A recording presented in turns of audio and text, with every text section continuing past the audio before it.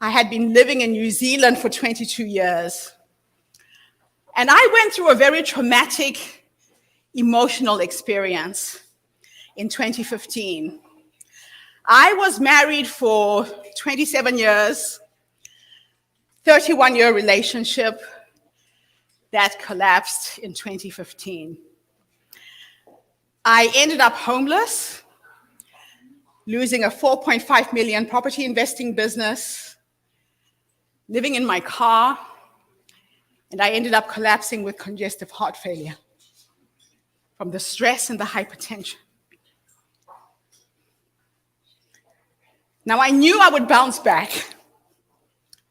Life has hit me with a lot of challenges before. But I thought to myself, how many women like me find themselves at the age of 50 broke, penniless, broken emotionally and spiritually, and don't know how to get up? So I decided to tell my story. I put a post on Facebook, and I said, I'm looking for 100 other women who would like to share their stories with me. We're going to own these stories. We're not going to let them define who we are. And we're going to tell the stories from a position of strength so that your story becomes the light at the end of the tunnel for another woman. In 48 hours, 2,500 women responded on Facebook. Now remember, I'm in New Zealand. They were in 15 countries. The bulk of those women were from the United States, in Las Vegas. So we launched in Las Vegas with the first 100 speakers. Every woman had to bring 10 friends. So we had almost 1,000 women at that event.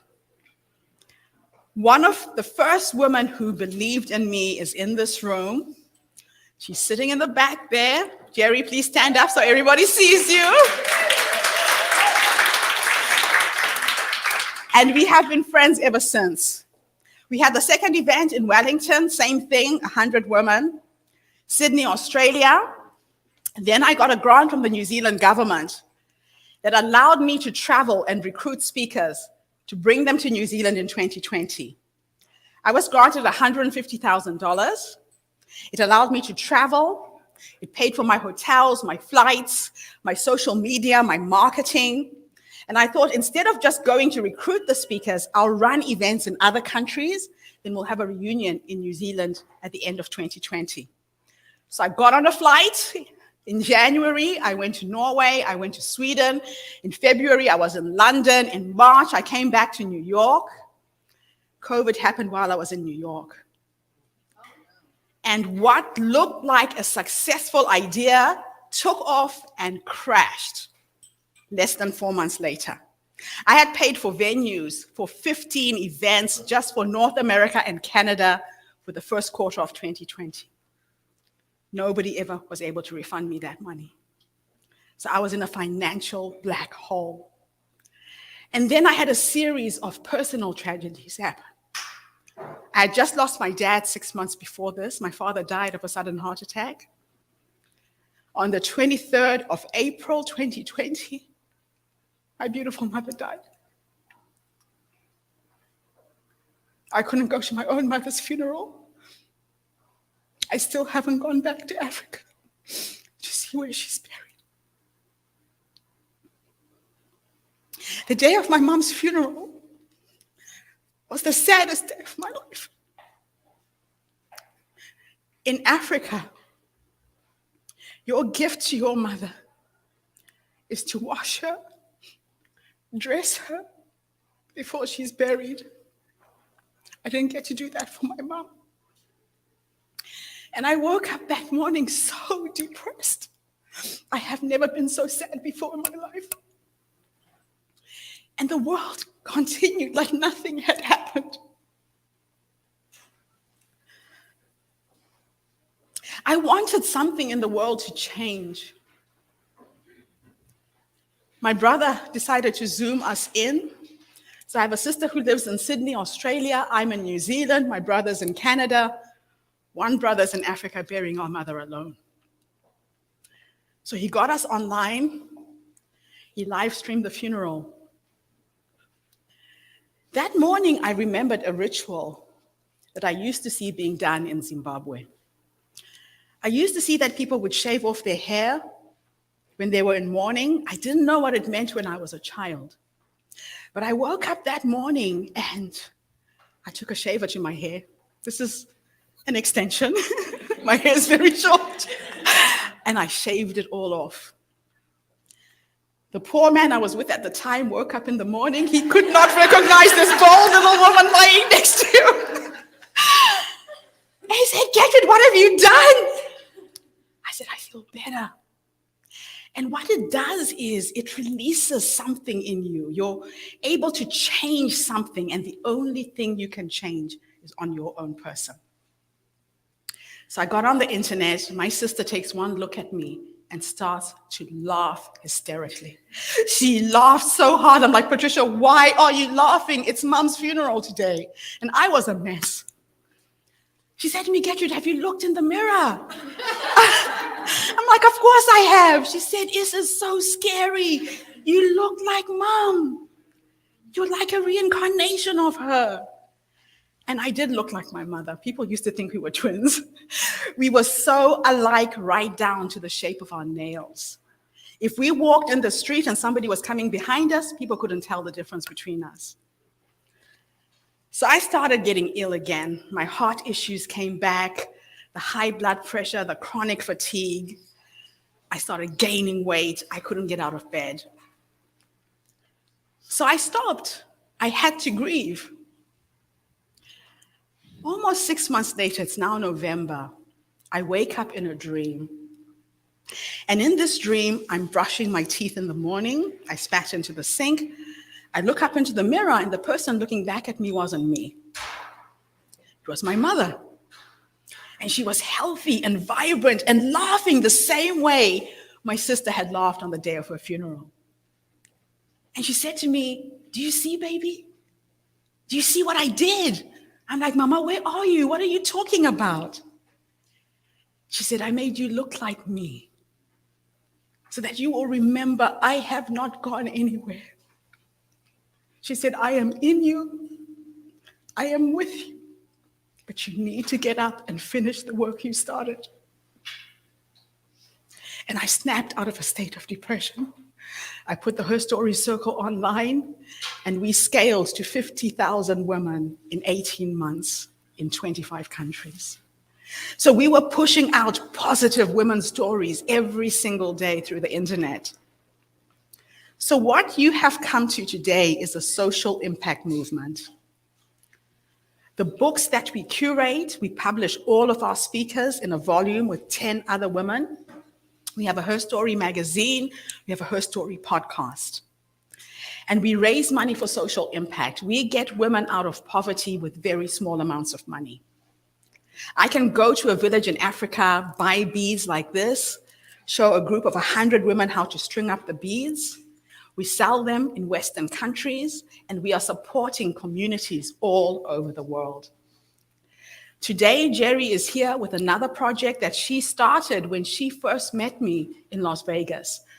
I shared a story of how little girls in Zimbabwe don't go to school if they have a period. Our governments do not import menstrual product that the poor can afford, so little girls miss out on school. She got people from her church into her home, converted her home into a factory. And they produced 1,000 kits of reusable sanitary pads for my girls in Africa. The kits come in a small bag, 7 pads for every day of the week. I told her how little girls get raped because they don't have underwear. So she's put in 2 pairs of panties, a small bar of soap, a towel, and a little chart so the girls can track their menstrual cycle and know when it's coming. When COVID happened, we could not ship this product to Zimbabwe. It's been sitting here in the US for almost 2 years. I said, "Jerry, we need to make this sustainable. Start collecting sewing machines, overlockers, so we can ship these to Zimbabwe and start a women's cooperatives, and the mothers can make the pads in country and the girls can stay in school. So you'll see Jerry on the table at the back there. She's got examples of the product that she's produced. We're trying to raise the funds to ship the sewing machines, the overlockers to Zimbabwe to start this factory. She made a beautiful quilt that we're going to raffle during this event, so please support that effort. That's where that money is going. Now, they say that if you have a vision to change the world, and you can show somebody else what that vision is, you can change the world. I knew I couldn't solve the world's problems on my own. So I started calling on my sisters. You're going to meet an amazing woman this morning who's made today's event happen. Her name is Erin Washington. We met through my podcast. We started talking. I came in September last year to meet her in person because I could sense there was something special about this girl. And Jerry, can I have your iPad? No, not Jerry, Terry. And I told her that I want to come back to the United States this year. This is the first in-person event we've had since 2019. She said, Gertrude, let's do it. Now, she lives in Atlanta, Georgia, but she used to live in Washington, D.C. And she said, I've got a bigger following in Washington, so that's why we're here. So I want to share with you who this woman is, and she has turned into a little sister for me. You know, people used to say that, Gertrude, how do you do so many things? I was ADHD. I just wasn't medicated. I'm now 55. I'm slowing down. I don't have as much energy as I did when I was younger. But when I met Erin, it was like looking at a vision of myself. She is like an Energizer bunny. I can call her at any hour of the day and she's on it. I tell her, Erin, do this, call this person. I'm on it. And she gets things done. And that's why we're here today. So let me share a little bit about Erin. Erin Washington is a former college athlete who struggled with weight and body image for 20 years. She finally found her best body at 37 after having 2 children. Erin promotes a balanced lifestyle of squats and margaritas and offers tips and motivation to women who are working out but not seeing results. She founded the Blue Butterfly Foundation, a nonprofit that empowers young women to have a positive self-image, to eat healthy, to exercise, and build self-confidence. So it gives me great pleasure to share the stage with my new little sister. Love you, Erin. Thank you for making today happen. Please give her a hand. Thank you.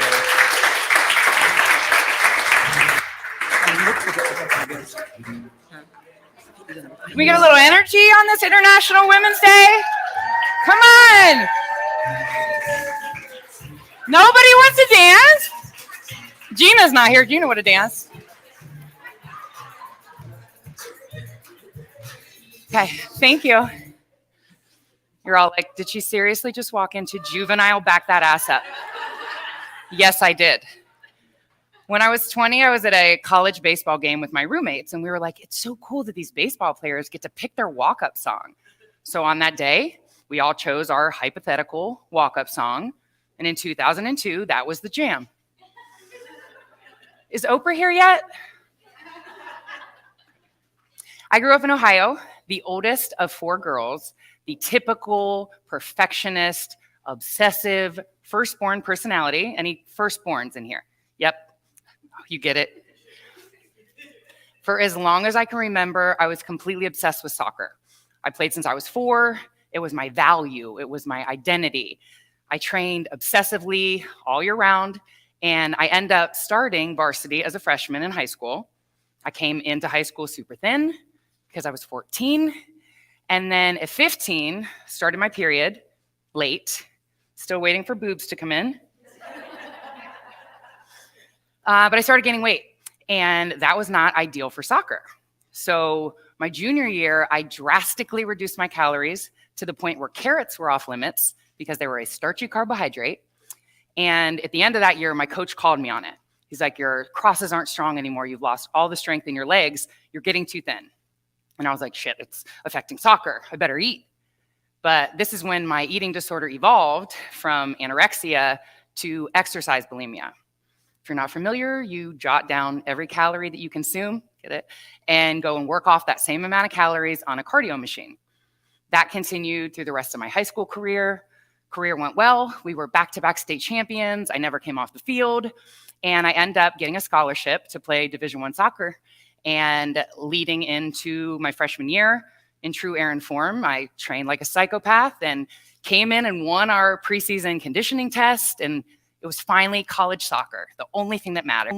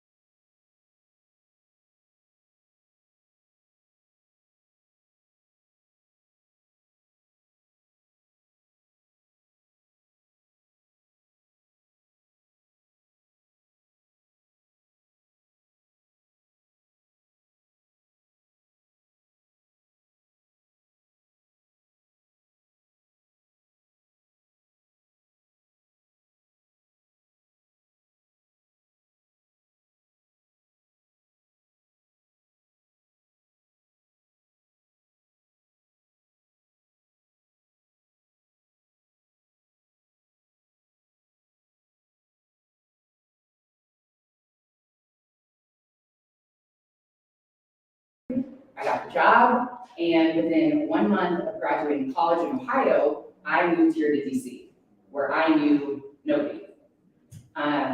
Still harboring their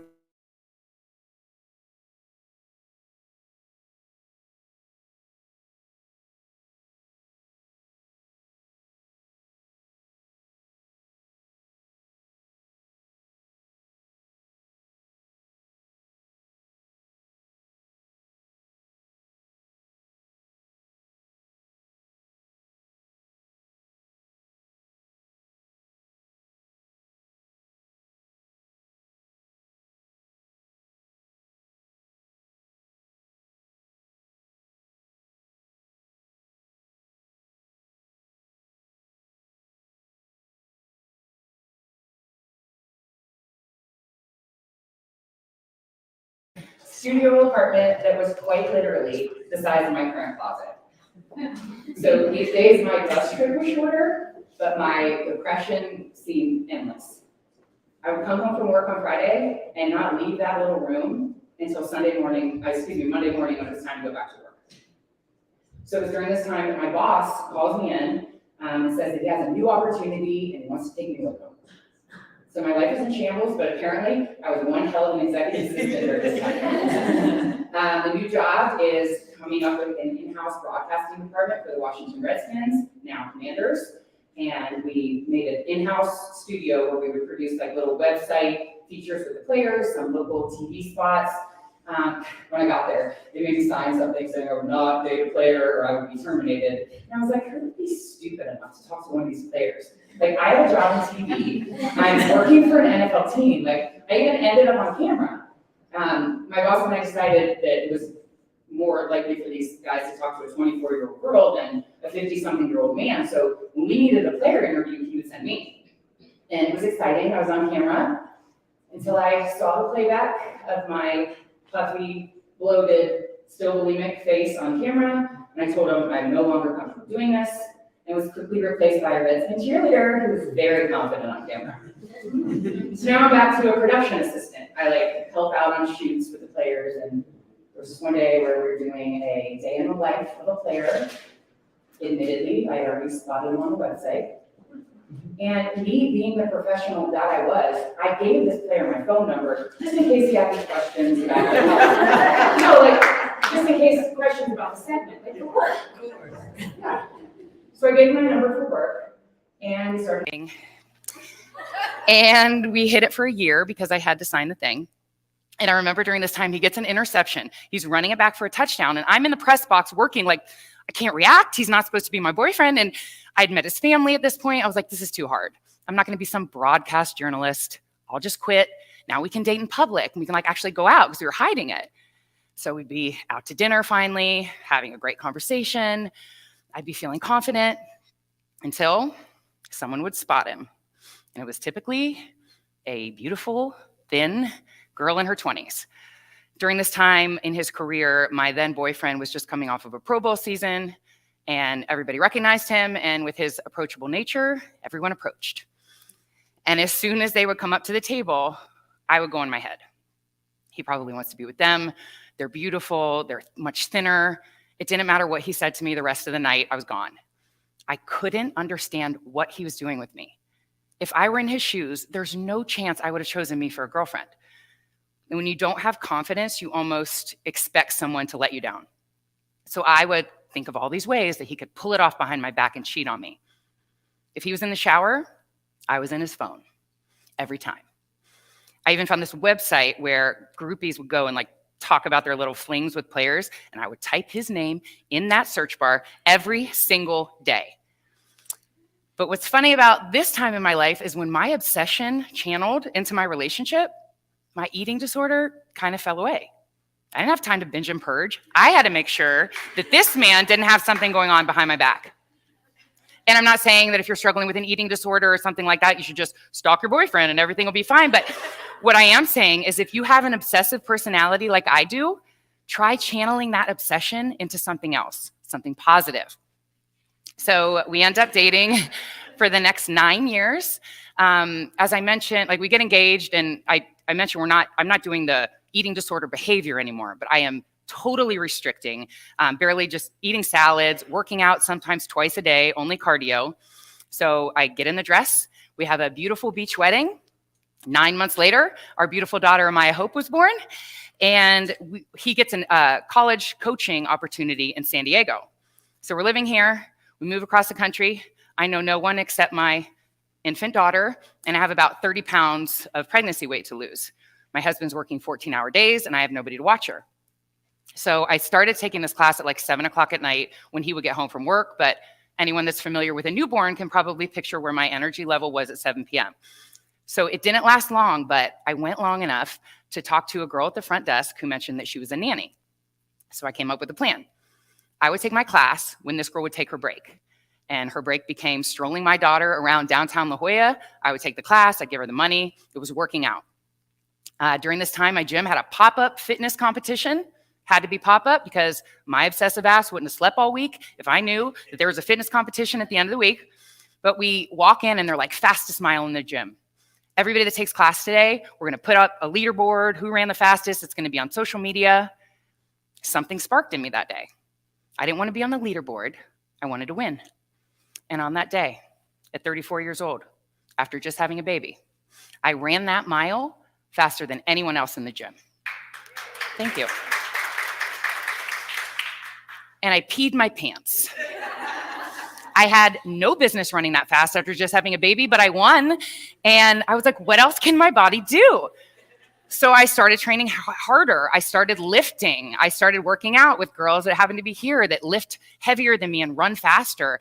And I would see a little bit of tone in my arms, but I could not lose a pound. And a trainer at my gym was like, how can I help you? I'm like, you can't. I'm doing everything right. I barely eat. I work out every day, and I can't lose weight. And he's like, well, yeah. He's like, you're over exercising and under eating. You just need to eat more. And I'm like, okay, I just need to eat more to lose weight. He's telling this to someone that didn't eat carrots at one point. But at this point, I'd done every fad diet. Nothing worked. So I'm like, okay, let's eat more. Every couple hours, I'm eating maybe double what I was eating before, which was not much. And by the end of that year, I lost 20 pounds. Doing things the way, thank you, the way that women are not taught. We're taught calories in versus calories out. Eat your salads and do your cardio. And I'm like, no, I got to tell women. I'm going to write a book. And I'm going to tell them it's not just do your cardio. It's not starve yourself. You need to eat more often. You need to weight train. So I get a writing coach. And I'm like, I'm going to write a book. I'm going to help the women. And she's like, who are you? Are you a nutritionist? Are you a trainer? And I'm like, no, but I've tried everything and I figured something out and I want to share it. And she's like, you don't have any credibility. Like, why would anyone listen to you? Now, if there was a story or something of how you got to this balanced lifestyle, and I was like, oh, no. At this point in my life, nobody knew what all of you in this room know about my struggles. So I was like, no, I just want to help women. And she pushed me. And then one day I wrote it. I was bulimic, I was anorexic, I was depressed. And instantly, I felt lighter. All of the shame that I was carrying, I hadn't done those behaviors in 10 years, but I never acknowledged it. And as soon as I wrote it, I didn't even send it back to her. I released the shame, and I released its grip on me. What's the thing? What's the thing that you're still carrying? I'll give you a hint. It's what you're thinking of right now. It doesn't matter if it's not happening anymore. It doesn't matter if it's something that happened to you. If you have never acknowledged it to the universe, you're still carrying it. And as soon as you do, you'll be able to move on with the rest of your life. So I put out my book. I have a big fancy book party at Kendra Scott, and it's January of 2020. And then the world shut down. And at first, I was the peppy, motivator of moms. I'm on Instagram going, we don't need gyms. Put your toddler on your back and knock out some squats. And everybody has that big thing, a bottle of water, pick it up and do some lunges. And I'm like, we got this. A couple of months in, I broke. I went live on Instagram and was like, what in the hell am I supposed to do with a 4 and a 2-year-old when the playgrounds are closed, the gyms are closed, the schools are closed? What is everybody doing? Moms would write in the comments, scavenger hunt, have them find a pine cone, have them find a stop sign. Pro tip, put something on there that they'll never find, like a cow, so that they stay out all day. And I'm like, yes, this is good. So I'm like, next week, pour a cocktail. I'll go live and we can talk about momming in a pandemic. So I did it for a few weeks, got a little ballsy, and started asking some prominent mom bloggers and Real Housewives to go live with me. And they said yes. And I found myself preparing to interview these women on this little talk show that I made. So I end up, I'm doing it for a couple weeks, and unbeknownst to me, a program director right here in DC at the biggest news station, WTOP, was watching me every week. And after one of my lives, she called and offered me my own show on Podcast One. And I remember at first I was like, yeah, sure. What is it about? And she's like, just do what you're doing and we will do everything else. So that's how Squats and Margaritas podcast was born. It was not something I ever sought out.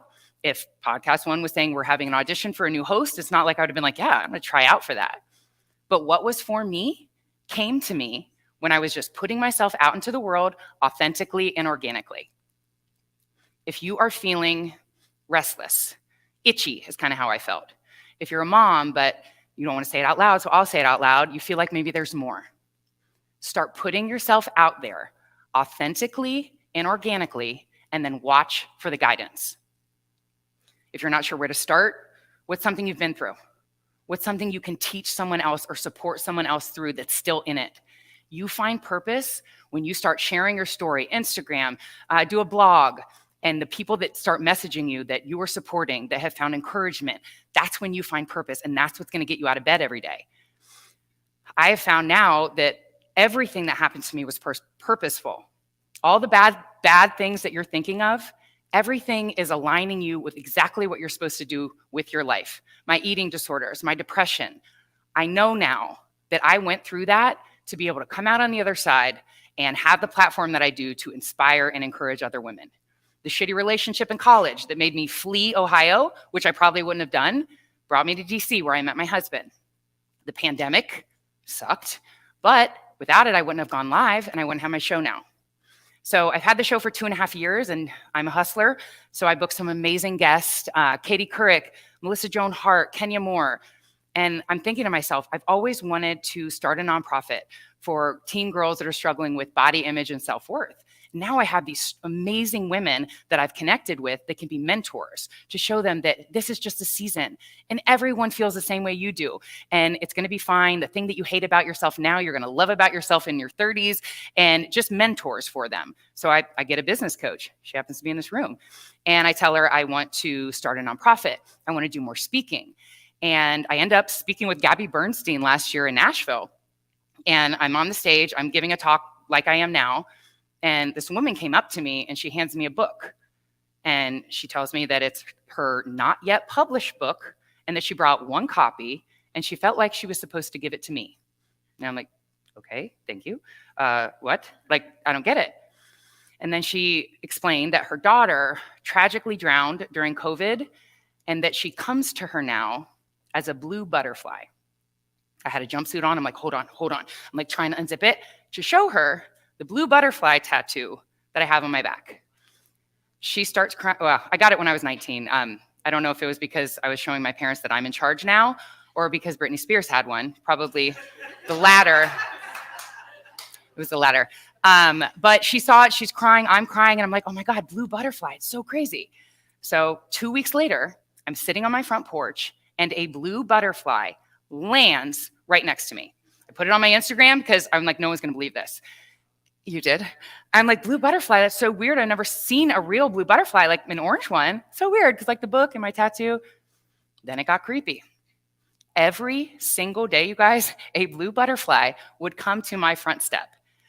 And my kids, if they went out first, they'd be like, Mommy, your butterfly. And I always knew where to look. Blue butterfly, right on my front step. And I was like, universe, I see it. I got it. What do I do with it? I don't know what to do. I see it. Then I'm on a business call with Gertrude. And she's like, that nonprofit for the teen girls, we got to get it up and running. What do we call it? And in that moment, it was so clear. Blue butterfly, I told her. And I never saw it again. I got the message. The universe is always directing you to exactly where you're supposed to be, but you're looking at your phone. Start putting yourself out into the world authentically and organically and watch for the guidance. My show is my purpose. I know what I went through was to be able to have this platform to show women that they're not alone and let them feel seen. Blue butterfly is my legacy. It's what I will leave to this world. And my hope is that the teenage girls that go through it as teenagers will come back and be blue butterflies for the next generation so that there's always blue butterflies in the world. What will your legacy be? It's not too late. You're not too old. You can find purpose. You just have to look for the butterflies. Thank you.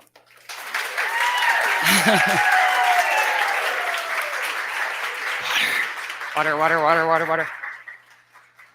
Turn it off. Just hit the button.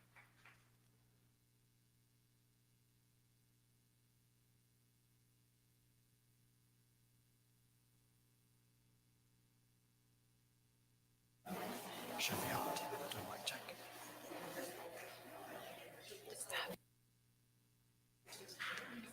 She's going there to Terry, or Terry will just hold it. Now it's on.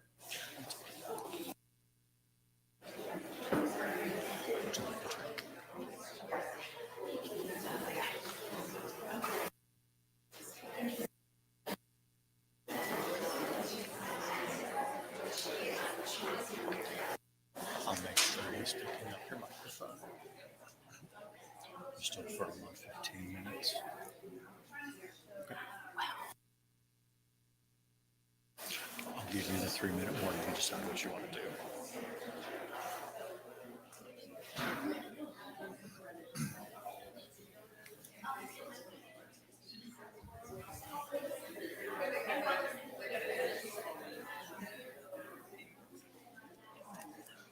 Sorry. Come on.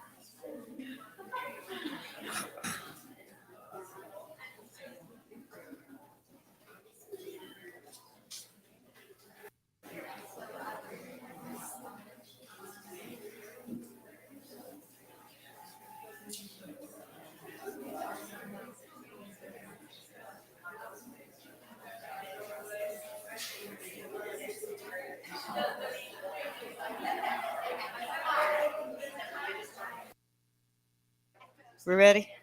Are we ready? I'm checked. I'm on. I'm live. Okay. Uh, hello. How's everyone today? Having fun so far? Okay, great. We are phenomenal, are we not? As women, we better tell somebody, right? And that's what we're doing today. We are live on LinkedIn. I did double check that. Okay, my name is Terry Weems. I am a member of the HerStory Circle tribe with Gertrude. And it is my pleasure to introduce some of the speakers, and we'll have different members reading their bios before they speak. Okay. Our next speaker is Tammy Jordan. I'm going to give you a brief bio. Just like all the rest of us, we have a lot of accolades and a lot of things that we're doing. So I'm just going to briefly tell you a little bit about Tammy. Growing up in the beautiful, lush mountains of West Virginia, Tammy L. Jordan has always had a deep love for nature. At the age of 5, she dreamed of owning a farm, and that desire only grew with time. After over a decade of working for USDA in agriculture research, Tammy left her federal job and went full-time with her company, Fruits of Labor, Inc., FOL, which marries agriculture with culinary industry. And you're going to love her table over there at the end. She brought us some goodies last night. The 21-year-old company expanded into retreats with the addition of a 218-acre Fruits of Labor Retreat Center and agriculture production systems in 2012. It offers renewal retreats for pastors, expansive production gardens, a training orchard, you name it. So much for a farm, right? Who would have imagined a farm would blossom into that? Only Tammy, and with the help of God. Okay, so the training center now in its 10th year provides a unique culinary and agricultural farm-to-table program. She has many, many accolades in that industry. Fruits of Labor, she has a cafe and a bakery. It's located in Rennell, open to the public. So much for a little farm. I present to you Tammy Jordan.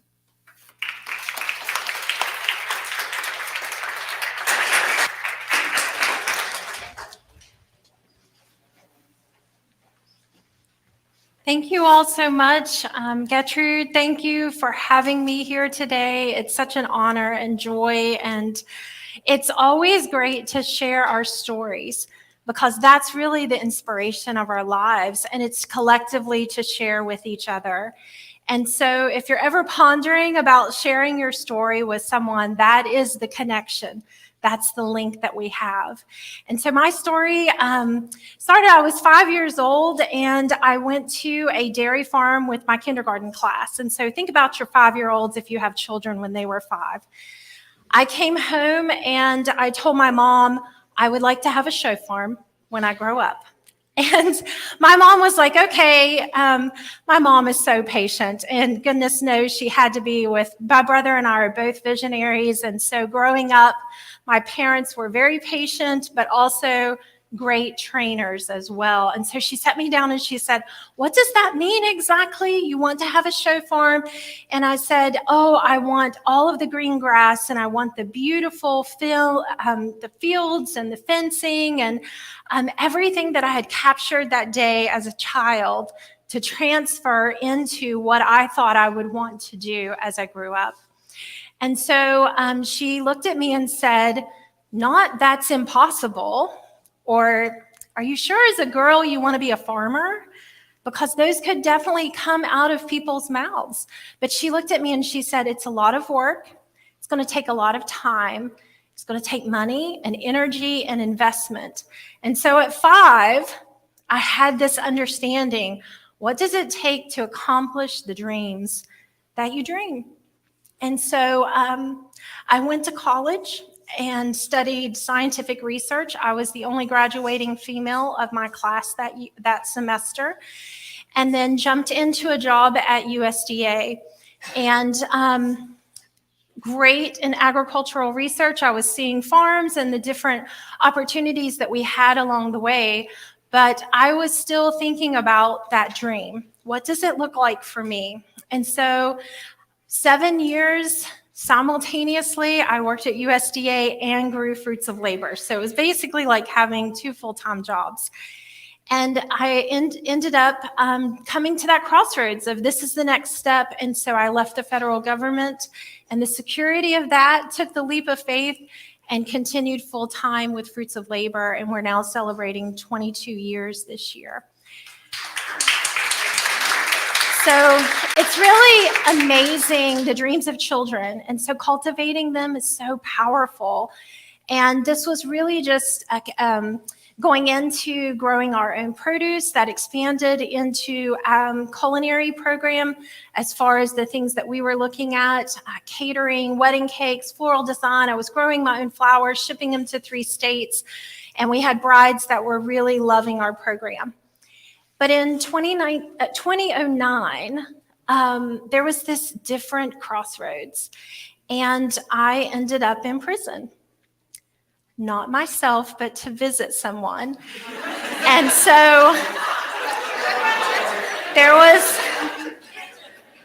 a lady that I knew that went to prison, and I was absolutely compelled to visit her. It was like a drawing so strong that I can't even describe it. And to be honest, I needed to see something inside that prison. So I went in to visit her, and as I was waiting, it's actually a beautiful campus. If you didn't know it was a prison, it's Alderson Prison. If you didn't know it as a prison, you would think you were walking on this very old college campus. But as I was waiting, and there were these large windows, and the women would circle around just walking outside, I saw something in their eyes that really disturbed me, and that was a sense of hopelessness. And I was sitting there just watching this before I visited the lady that I knew. I thought, oh my goodness. And God just pressed on my heart, they look like you feel. Now, I had the dreams. I had the things that I most wanted, but I had an unfaithful spouse. And so I had been dealing with that for a long time. But this was that year of crossroads. And I wish I could stand here today and tell you that there was restoration and all the things that really would be this triumphant story. But at that crossroads, there was, number one, a recognition that I was almost ready to lose hope and that I needed to see something different. And I think had I not been experiencing that at that time, I wonder if I would have recognized it in the eyes of the other women. I wonder if I would have even gone to prison to visit, if I would have slowed down long enough of my dream to see someone else take. And so in that moment, it was so amazing and yet so hard. And so I go to my counselor and I said, you know, there's this situation and I'm coming to you and I'm saying, can you help me trust my spouse again? But I know you're going to teach me how to let go. That's what I know is going to happen in these counseling sessions. But there's this vision that I've got to tell you about as well. So in the same moments, I'm colliding with the loss and the hope. And it's amazing and transformative. And so, of course, my marriage ended up dissolving and moving forward throughout that. And it was like waking up of what's next? And there was this vision. And it was before Pinterest. I had a vision book. I stuffed everything, watches and everything that you can imagine. I carried around this vision book for 3 years. My poor dad, I drug him to like 16 different farms, and we were all over the place looking at things. And the 17th farm was the farm. My brother and I came together. They are coming from the other side. They have adopted children that had parents that were in active addiction, and so they are adopted parents. And so they have this passion for what was brewing. And inside of me, it was, how do we get women that are coming out of prison or out of drug court systems or in recovery to have a future? Because we all need to have the hope of a future. And so in that journey, we created this concept. And so in 2012, we were able to purchase the farm. And this is moving forward, but it's not helping women yet. It's just the start. And later that summer, my husband, who's here, my best friend, we were able to get married on that farm. And so it's amazing how that life starts over again. When you're moving through the heartache, even through the challenges, even through the difficult times, our lives can still move forward. So I had this yet again. What about the women? Here's the farm. Here's the start. What about?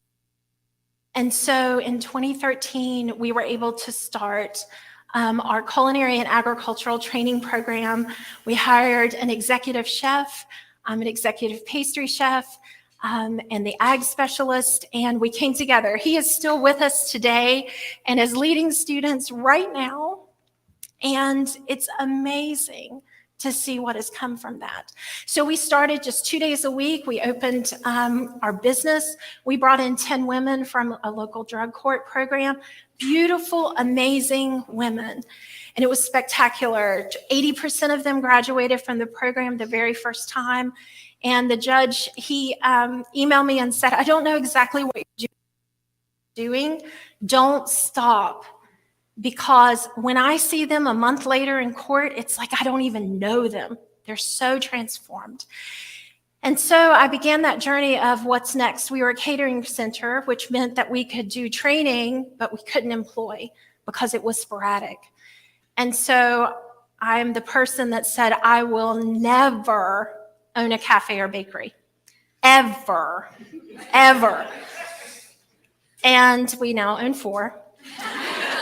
So God does these works in our heart. His work is in our heart. And so what I thought was necessary, I saw the need and was willing to say yes. And so in 2014, we opened our first cafe and bakery just a few miles from our original location in Raynell, West Virginia. And I wish I could tell you again this beautiful story that it was easy and everything moved forward. It was fantastic, and you all would not believe me at all. In 2016, just 2 years after opening, we had had all of these students come through the program. Our town was hit with a 1,000-year flood. It completely wiped out our entire training center. The majority of our town was underwater, and our community, our county, lost the most number of people in that flood that hit West Virginia. 40 counties were affected, and we were sitting there thinking, what are we going to do? We were trapped up, my entire team. And so as I laid upstairs on the tablecloth, which I was so grateful for tablecloths that night, I thought, this is why I'm here. This is why I'm here. It's not just recovery from substance use disorder. It's recovery of a community. And so in that, I had that phrase in my head, what does it look like to become a community of healing? What does that look like? And so in 2018, I was able to come to DC and speak at a national conference at EPA and tell our story of recovery. And it was like I had the recovery of healing in my mind, but everything else was in my mind. We were still struggling. It was still just recovery, just getting ourselves back together. And as after I spoke, I ran to the restroom, and on the stall of the restroom door, I hear a tap. And this woman said, Tammy, is that you in there? And if you've ever been to a restaurant in a strange city that you don't know anybody, somebody's tapping on your bathroom door, there's a little bit of an understanding there. And I said, it is. And she said, don't leave the bathroom. My community is dying. Don't leave the bathroom. I need to talk to you. Just going to talk like this. And so from there, I thought, oh my gosh. If you're willing to go to someone's restroom door and tap on it and say, please don't leave, your community's dying, This has to go somewhere. So in 2020, of course, the pandemic hit, and I sat and wrote a grant to ARC Power, and we were awarded with that grant. And it was to create communities of healing all across the region in the middle of COVID, to open 3 new cafes and bakeries across the region to support more people, do more training in the middle of a pandemic, while also bringing business partners in to teach other businesses, because we can't, but to teach other business owners to say yes to hiring someone in recovery. We were supposed to train 75. We've already reached over 200. And we have had over 30 go through a 12-week-long intensive online training program. In addition, our sister organization, Seed Sower, opened the recovery housing, transportation, and support services for recovery for our students. And so they have safe housing now. These opportunities come out of crisis. It comes out of challenges, difficulties, because in that moment, we see things differently. We look at things differently. We look at people differently, and we see humanity. We see the need, because it's reflection back and forth within our own self. It has been the most powerful thing I've ever put my hands to. We had 79 students trained last year. 80%, our student-run cafe is 80% filled by our students. And so we are really putting this to work. Instead of saying we want to do this and we hope that we can do this, we're actually hiring immediately and launching just with students. And so today, I hope that as you really ponder where you are in life, if you're looking for your purpose, if you're looking for your calling, if you're looking outside of what the situation is, where you want to be, and how you want to leave this world. Today's the day to really think about, what are you going through at this moment, and where would you like to put your energy? So for me, as I close out my life, I think, what do I want to leave? My dream is that 1,000 babies will be born healthy or reunited with their mothers or their fathers, because of the labor that we have every day in a kitchen, in a farm, in a field, just standing beside of someone and saying, you are enough, you are worthy, and we love you where you are, and you have what it takes to move forward in your lives. Thank you.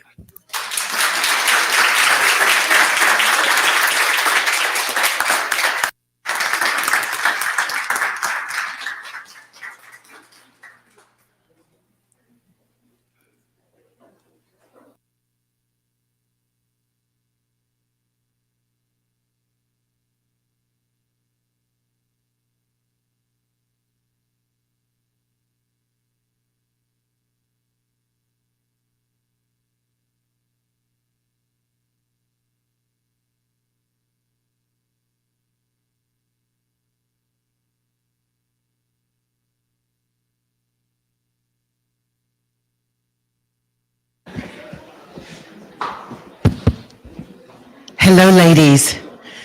Are you inspired? I just want you to do me a favor. Just stand up, swish a little bit. So move your hands up and down. Just look alive and alert. Everybody smiling. Turn to your neighbor and smile at them. All right, you swished? Now be seated. I want to introduce our next speaker to you.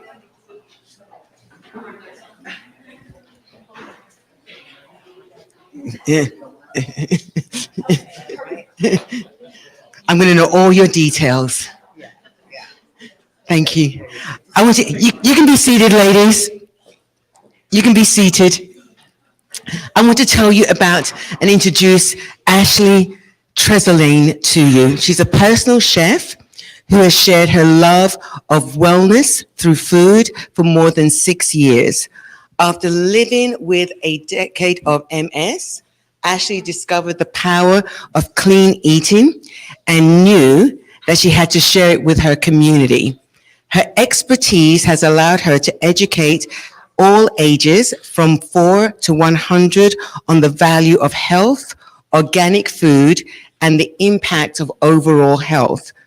A host of Food for Life, new show on E360 TV, Ashley captures the joy of food and how it is woven into our lives.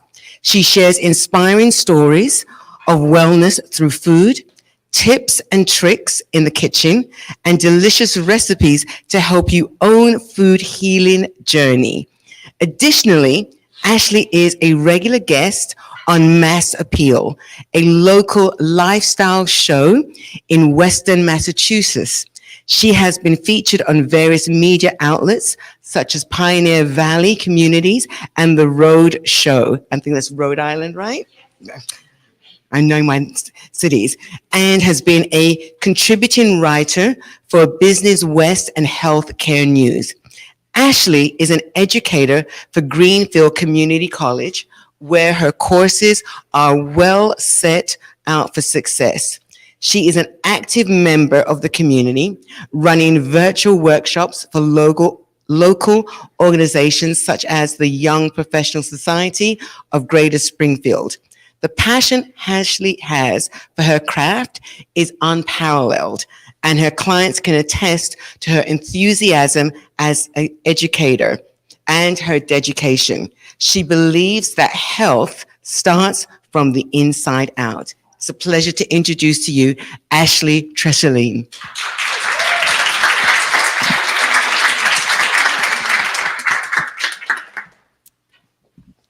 So I'm probably the only one that actually has papers, because with my MS, I actually forget things. With the lesions in my brain, I don't have the greatest recall. So as much as I wanted to memorize it, I have notes. So forgive me. Believe it or not, it's my first time doing public speaking. I'm great if you put me on a cooking segment on TV where I'm only staring at a cameraman and a host and no one else. Now that I see a sea of faces, I'm like shaking. So where were you at 19? Do you remember any of it? What were you doing? What were you like? Do you have a picture in your head? Do you think about that 19-year-old self? Like Erin said, she got a tattoo at 19 to prove that she was, her own person. So what were you guys like? Do you have it in your head? When I was 19, I didn't have the typical college experience. It was also the first time in my life someone told me I could be dying.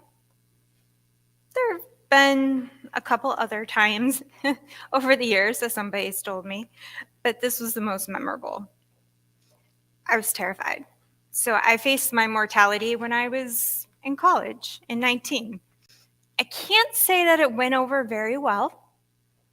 I had a few months where I might have acted out a little, might have had my own version of showing people I was my own person. But it was more about when you're 19,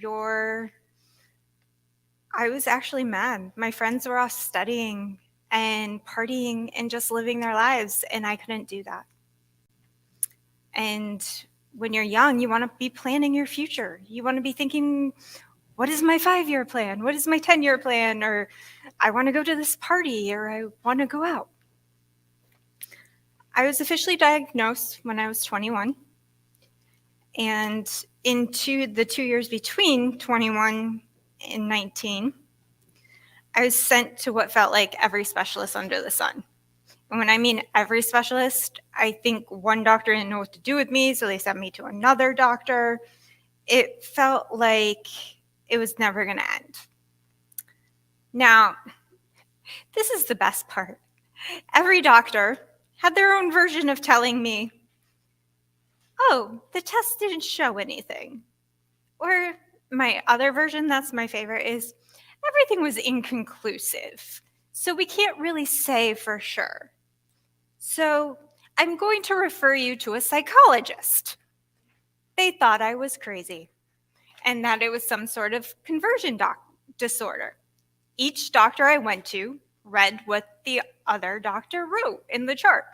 Now, mind you, every single one of these was a middle-aged male doctor who had no idea what I was talking about. And I knew so much deep down that there was something wrong with me. Now think about that. I'm young. I've never really been sick like this. I'm sent to someone that's supposed to help me, and they're telling me that it's in my head. What would you have done back then? Like at 19, that picture you guys have in your head? Would you have pushed back? Would you have asked more questions? I wasn't as assertive as I am now in my healthcare and what I need. So I just kind of went with it. I didn't know what else to do. And it took a long time before they figured out what was wrong with me. You know, think about that for a minute. Like, you're sick, and these doctors are supposed to help you. And that's part of our healthcare system, and that's something that we all need to work on. But I'm actually going through something similar right now where I have doctors that are telling me, no, we can't find anything. And I'm telling them there's something wrong again in my life. So in between each specialist, they would adjust my medications. They would try to help fix whatever symptom they thought I was having. I would go on IV steroids for whatever reason because something would happen, which we now know are exacerbations from my MS. And the thing that kills me, those years were so traumatic and terrible that I actually can't remember everything fully between the medication and the trauma, and it was all a bit of a blur. I do have to say that the medication that made me full on trip was entertaining. I'm sure my family found that like entertaining.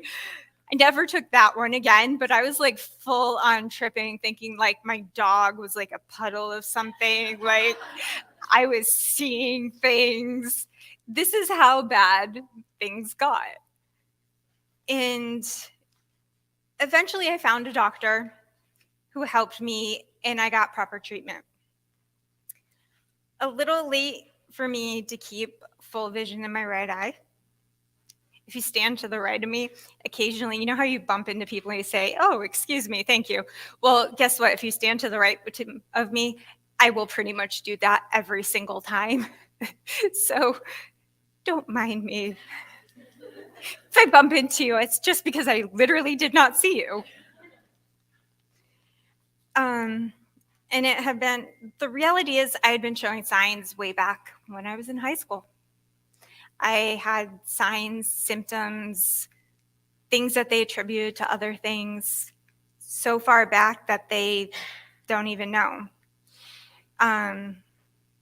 It makes me sad that it took so many years, and that people come to me with so many stories of the doctors didn't listen to me too. And I have things in my life that I lost vision, or I can't walk anymore because the doctors took so long to diagnose me.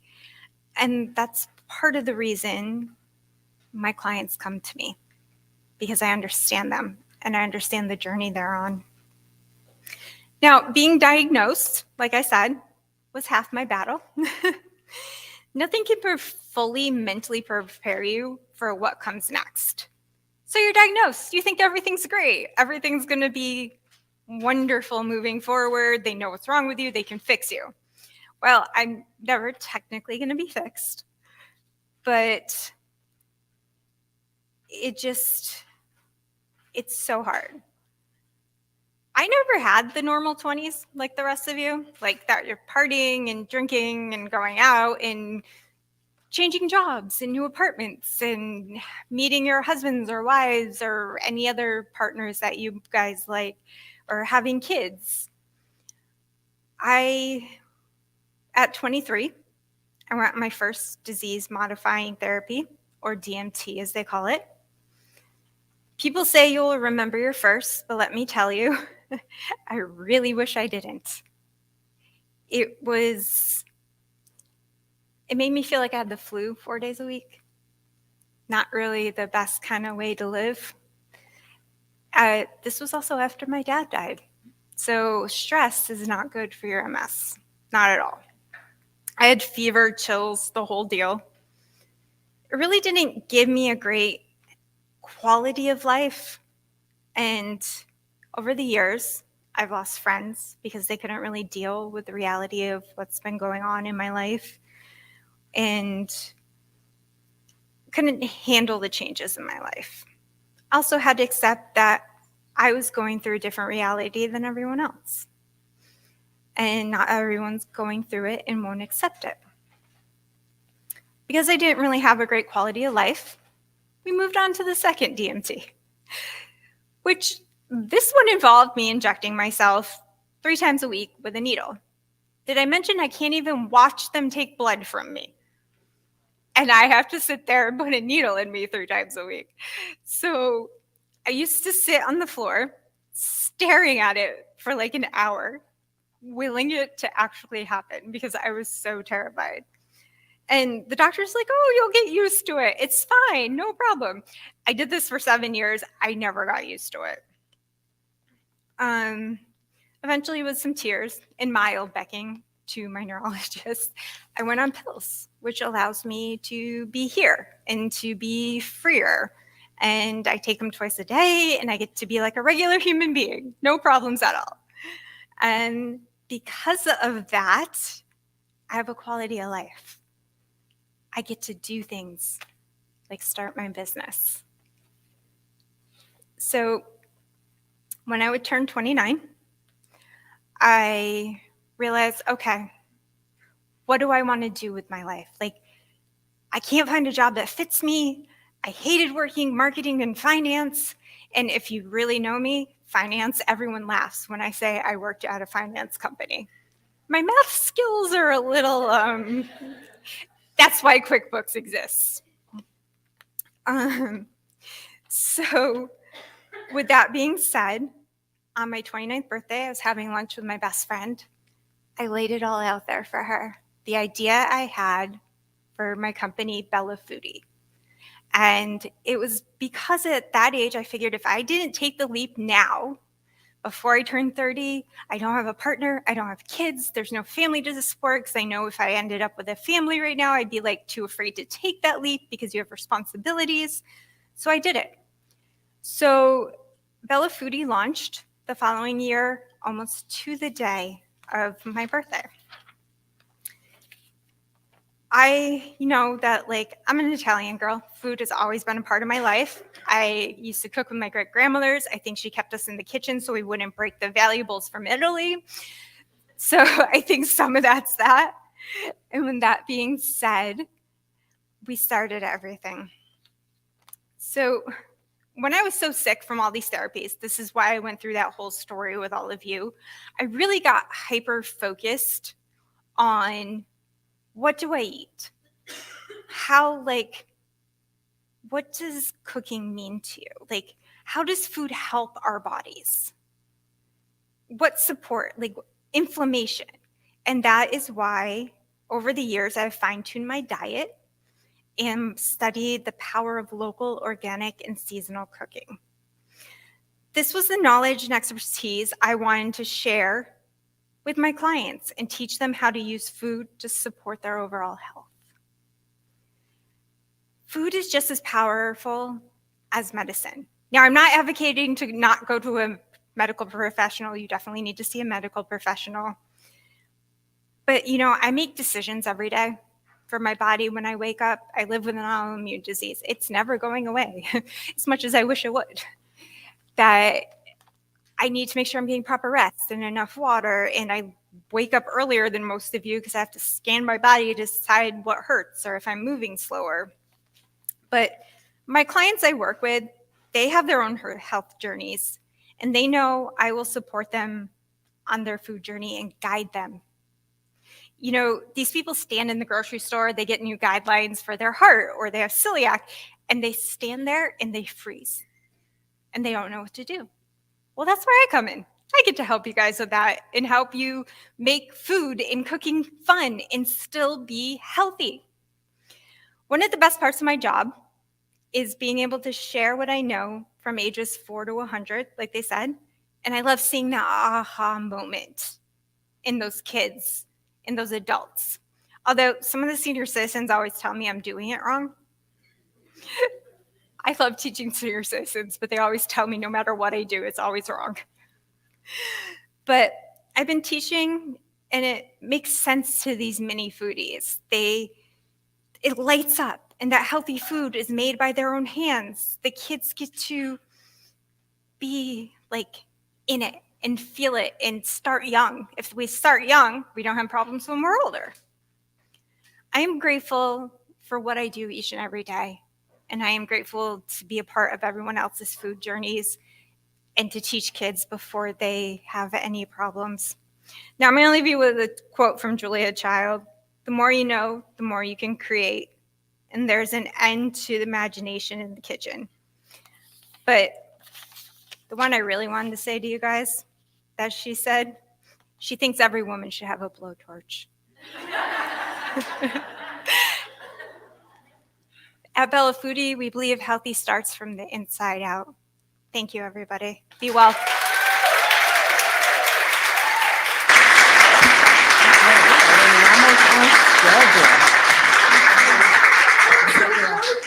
Thank you.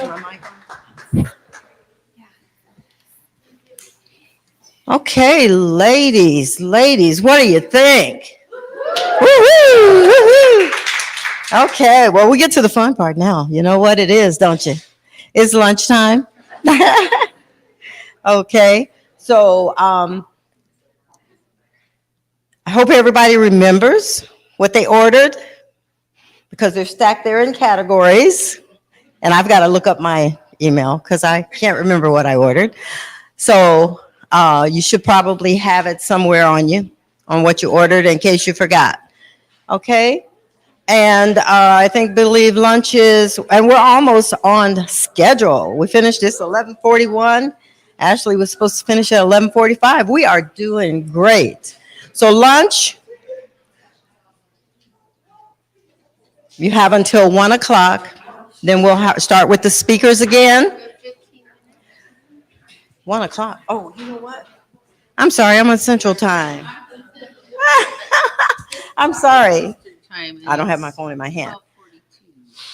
Okay, no, you're supposed to have 45 minutes, I believe, for lunch.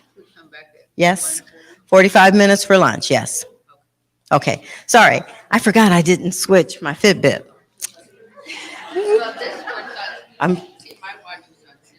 Oh, okay. Yeah, mine is on Central too. Okay, so let's head over to the table. We have water to drink. There's still coffee. And then choose those that forgot to order. Where's we should be good? Okay, they ordered some extras in every category. They ordered extras in every category today. Okay. Oh, not mine. I want to get your shirt. Yeah, sure. I will be.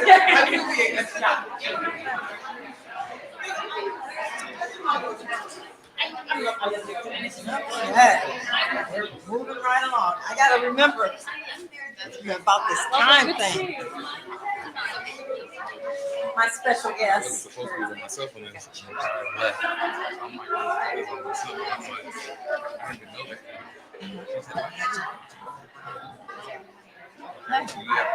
There we go.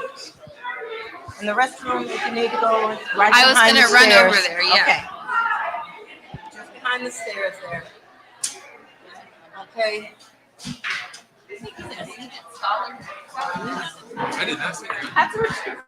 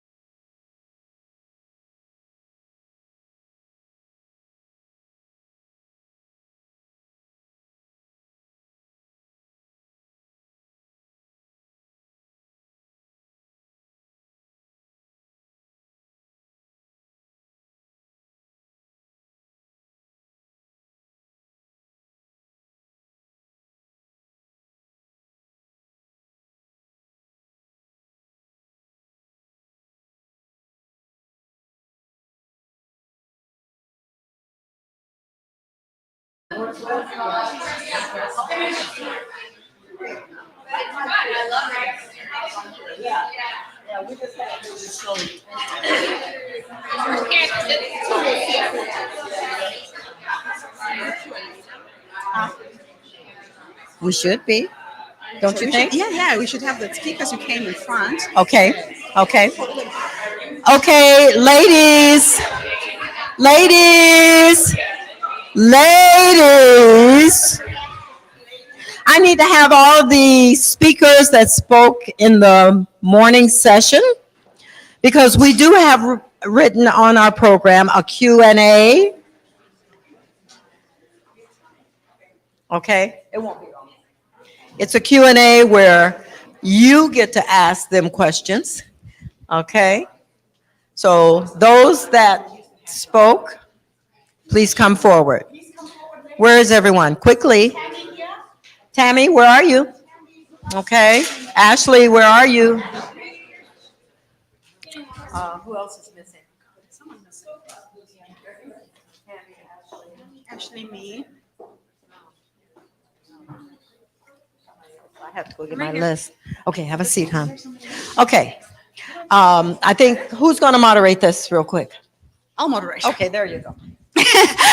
Okay, so can we get a handheld mic just to be passed around if somebody wants to ask a question? Pass this one around? Okay, I think we can hear. All right. So this is an opportunity for you ladies to connect and engage with the speakers. One of the things we try and do with these summits is not just to have people coming into a room, listening to a bunch of speakers all day. It's a dialogue, it's conversation. We want to get some feedback from you. It can be anything. It could be something somebody said that really hit home today. It could be an experience you've had that's similar to mine. This is now a space where we can share, and just know that this is a safe space. We're trying to cultivate a place where through the exchange of stories, we heal. So we're going to open up the floor, and anybody got a comment or question, please put up your hand. Thank you. Thanks, Maria. And first of all, introduce yourselves and say where you're from so we all know each other by the time we leave. Meet at least 2 or 3 other random strangers through this event. Okay, I'll repeat the question. Thank you. My name is Maria Olson. I'm one of the speakers today. I am from Washington, D.C. If anyone needs any local information, I'm your gal. I thank you first. All 3 of you touched me in different ways, and I'm so appreciative that you were willing to share your stories here today. So 2 of you touched on this feeling of jealousy, one of you directly and one of you indirectly. And I would like to know what tools you use today to get over this feeling of suspicion and jealousy. And someone for whom infidelity was part of your life, how do you get past that when someone has let you down at such a deep level, or when you're operating, I suspect, out of a place of fear because you thought maybe he was too good to be true, he was not going to stay loyal to you. So how do you move past that? I think that how you move past that will help all of us. For me, to be honest, like, you fake it till you make it. And I've been with my husband for 18 years and probably found my self-worth and confidence maybe 4 years ago. So I may carry myself as a very confident person, but for a long time, I didn't have it. And until you can be secure with who you are, I don't think you can be secure in a relationship. And for so long, I was insecure in my relationship, and now it's not even something that crosses my mind because I'm so confident in who I am. But I found that at 40. So if you haven't found it yet, fake it till you make it, because you will make it. And then it gets much easier when you have your self-worth and confidence. Then you wouldn't even question why somebody wouldn't want to be with you.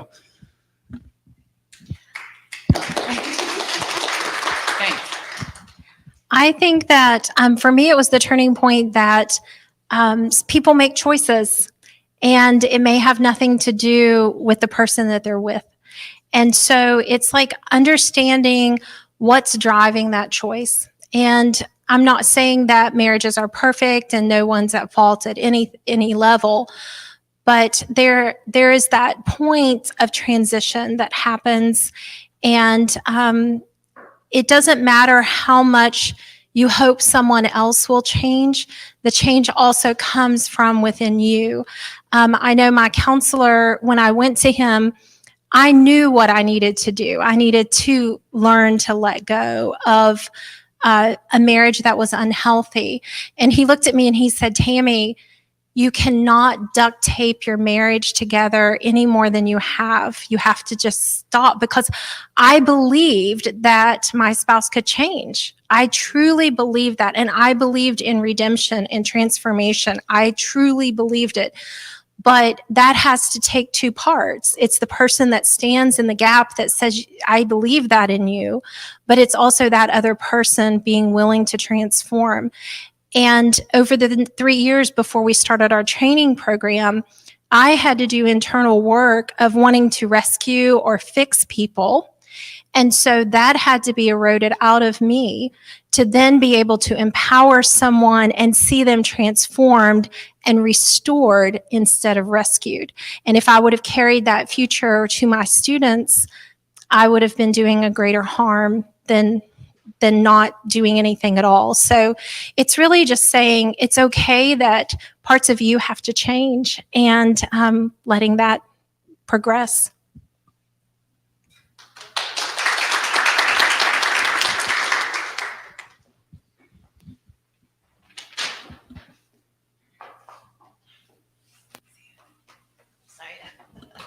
Thank you. I'm Kim Schaefer from San Diego. Thank you all for your talks. They were just so inspiring today. And my question is, what is your inner message to yourself when you have self-doubt at any step of the way? As you launched your initiatives, if you had moments of saying, I can't do this, what am I thinking? How can I possibly do this? What did you use internally to overcome that and keep yourself moving forward? I'll start. So, self-doubt. I have always had a philosophy that I would rather die having tried than not having tried. For me, failure is when I don't try things. So when I start feeling that bubbly, what if this doesn't work? What will people say? What if it fails? The worst thing for me is to die regretting that I didn't give it a go. So a lot of things I've done in my life have failed. They have tanked. But I use it as stepping stones to where I'm trying to go. So I'll just keep going because of that. For me, I had a PA once tell me that, she was amazed that I kept going and I do things. And even when my body tells me I probably shouldn't be doing things, is when I'm doubting myself that you can't give up. You just have to keep doing it, whether you're scared or terrified or questioning anything, just do it. Just make that choice to move forward. If the big picture makes you nervous, start with the smallest thing you can do to move forward. Even if it's like check the smallest thing off your to-do list. That way I don't feel overwhelmed and quiet. So that's what I did when I did it. And I just kept moving forward like a shark. I just wanted to say, I noticed you said you had never spoken publicly. For the camera audience. I'm Shelley Christensen. I'm from Kansas City, Missouri. Go Chiefs, Super Bowl. But I noticed you said you had never done any public speaking, but you're a natural public speaker and you did an amazing job.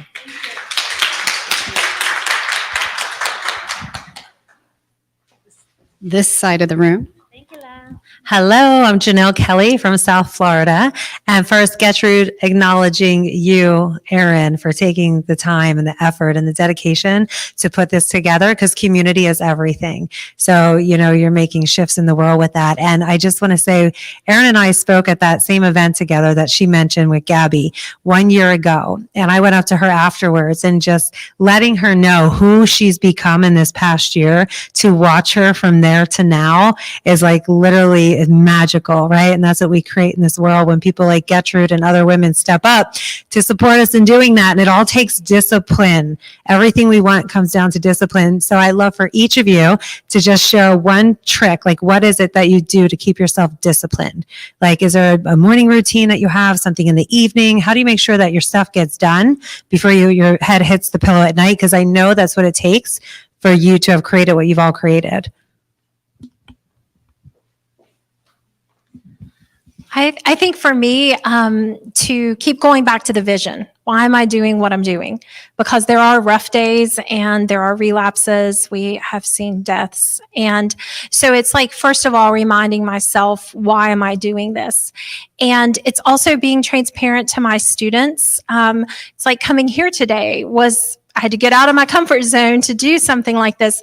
And I have them sending me little texts all morning, and they're like, I'm praying for you and I'm thinking of you. And, I'm like, they're speaking now what I speak to them back to me. And it gives them an advantage. But I also have a planner, and that thing is filled to the brim. It's like my best friend on wheels. And so that really helps keep me focused on what I need to do that day and then through the week.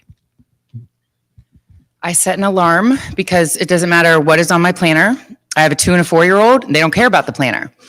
So you can plan, but Gertrude knows, she talks to me every week, and my daughter's on the phone, my son's on my lap. I wake up early, and I give myself an hour before my kids get up just to get done what needs to be done, and I know it'll be uninterrupted. One, it helps to cross things off your list, but it helps me to be a better mom, that I'm not waking up as they're waking up and just kind of like still tired, haven't had coffee, and they have some kind of issue. When they wake up, I already have things done. I feel accomplished. So for me, and if you're a mom, set an alarm, do the stuff you need to do before they even get up. I start my day in gratitude.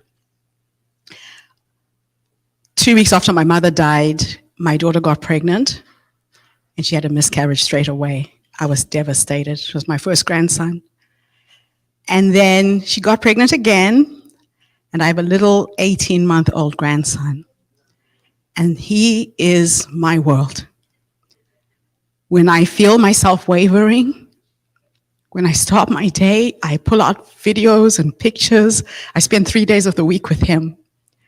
And this child came into this world with an energy I cannot explain. The first day I held him, I felt like every hole in my heart got filled. This boy exudes such love. He's ADHD like me. And you have to pay attention to him. Now that he's grown legs, he's in that corner of the room and that corner of the room, or climbing up a window. He keeps me grounded and present. And through him, I see the next generation. Sometimes he smiles and I see a flicker of my dad's eyes. Sometimes he laughs and there's my mother. So I'm trying to leave this planet a better place for the next generation, and he is my reminder of that.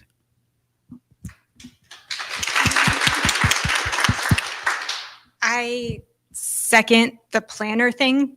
I even bought a cute one that has stickers and reminders and things and I have more to-do lists for everything. I got a personal to-do list. I got a work to-do list. I have the today to-do list, the follow-up to-do list. Like, I have everything broken down into categories. And I work with some people that even color code stuff for me so that I don't forget anything. They give me dates of when to turn stuff in, the people that I work with, so I don't forget that.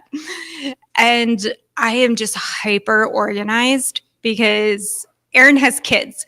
I have MS. That doesn't care either what I have planned for the day. It might have a mind of its own that day, and I might be having a bad day, even if I have stuff planned.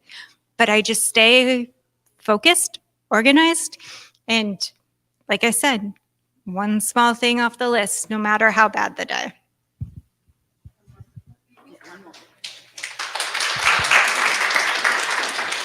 In the back. One more quick one before we have our next speakers. You guys going to share or what? Okay, so I'll make it as quick as possible. My name is Monique Samuels. I'm a friend of Aaron's, been a long time friend. We've known each other a long time, over 10 years. So I have a question. I've been going through a beautiful spiritual journey. And what I learned was the same way that you want to give your body a detox. You know, when you first start detoxing, you feel very drained. You want to sleep, you know, and then after you get through it, then you start feeling like really good, you know, and your body feels nice and cleansed, and you're ready to go. One of the things I've been struggling with is as I spiritually detox, you have these days where you feel like really high, you feel really good. And then as you start to dig deeper and you open up wounds, you start to feel really low. What do you do during those low moments so that you can get past those low moments, knowing it's like a detox, and you get to those high days? That's an amazing question. Who wants to field that one first? Okay. So you got to feel your feelings. There's no way around it. You got to take a moment and feel it and then let it go. Because if you don't feel those feelings, they're going to come up at the worst possible time. And you're going to be doing something for work or out with friends, and you're going to want to cry or scream or yell at the guy next to you while you're driving. Just take a moment, feel the feelings, acknowledge them, and then move on and let it go. I've tried meditation and Reiki, which I find very spiritually cleansing, but allowing you to feel your feelings. So I find those things work for me. Like you, I have a similar process. They say that your emotions are like your children. When they come to you, you shouldn't push them away. If you had little kids, you bring them closer to you, you give them your attention, and then they'll go and play. And emotions pass through us. It's part of being human. So sit with it. It's okay to be sad. It's okay to feel depressed. I have another trick though. I jump into a hot shower, then I turn on cold water before I leave the shower. Something happens to your endorphins. It's like a switch. So I suffer from chronic fatigue because of my high blood pressure. And there's mornings where I just don't feel like getting out of bed. But I'll go into the shower, take a hot shower, and then I turn on ice cold water. They do this in Iceland. They do it in very cold places. It's like a switch. And it hits your brain. Those endorphins kick in, and you're ready to go. I do that. I'm not sure I have more to add. I kind of second what Ashley was saying. Because I'm always 100 miles an hour and a working mom and I have 2 kids, I don't feel my feelings. And then my son will be like, Mommy, is it time for bath? And I'm like, what? Like, stop. And he's like, Mommy. And I catch it when they react to me. But I'm like, honey, it's not you. It's because I didn't feel the feeling and I didn't let myself have a second. So I'm going to say whatever you're feeling. I love that. It's like your child comes to you, you see them, you feel it. So it doesn't come out later when it's not welcome to. Yeah, those are lovely things to have happen. But one of the things that I do when it's a challenging time, I have built in my Pinterest all these folders. And so I pick a word every single year that I want to focus on and build out inspirational things according to that. And so then if my faith's weak that day, or if I don't feel like enduring, or, I feel like I need to trust more, or whatever it is. And then I also have one that's songs, inspirational songs. So I just flip to that and I start reading because it's super fast, super easy. And then it's also something that you can quickly pass on to someone else because it's not just about me. It's also about the person I encounter, and they may need something and I can just take a picture on my phone and shoot a text to them, and it's transformative for their day. So I have all kinds of words that I've built this library that's in the palm of my hands all the time. So we're going to move on. The question, can you do the question in the next session? Okay, awesome. So we're going to move on. Terry, who do we have next? Ladies, can I ask you to move the chairs for me? Thank you.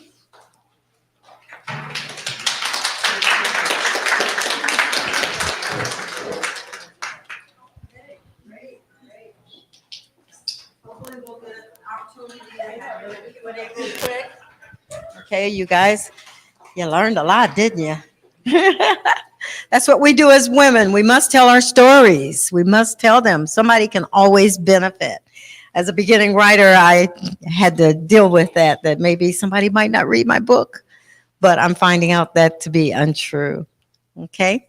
Our next presenter, Dr. Mariana. It's not Rena. I'm not the next week. I'm not the next speaker. I'm the one that put me to work. I'm the one that's presenting the speaker. And it's Kim Shaper. Yeah, it's okay. It's okay. Just making sure you're listening and you can correct me. I can stand corrected.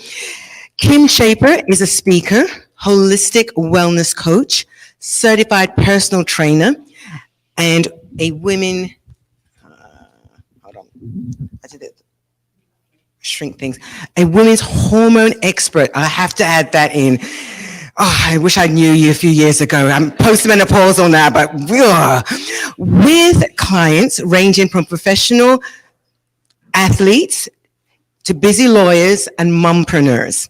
She speaks to the successful woman who has built an incredible life for herself, yet suffers from the stress of health and hormone issues. When Kim's doctor told her, just drink more coffee to overcome her fatigue, Kim knew there had to be another way and didn't rest until she found it. As a result of Kim's expertise and customized coaching style, hundreds of women have brought their hormones back into balance. We'll become best friends after this session. Lost incredible amounts of weight, reclaimed the gift of a good night's sleep, and traded in their chronic stress for a regular state of relaxation. If she's not your friend, she's going to become mine. Kim resides with her husband in Atlanta, Georgia, and is a proud doggy mom. Doggy mom? Please welcome Kim Shaper.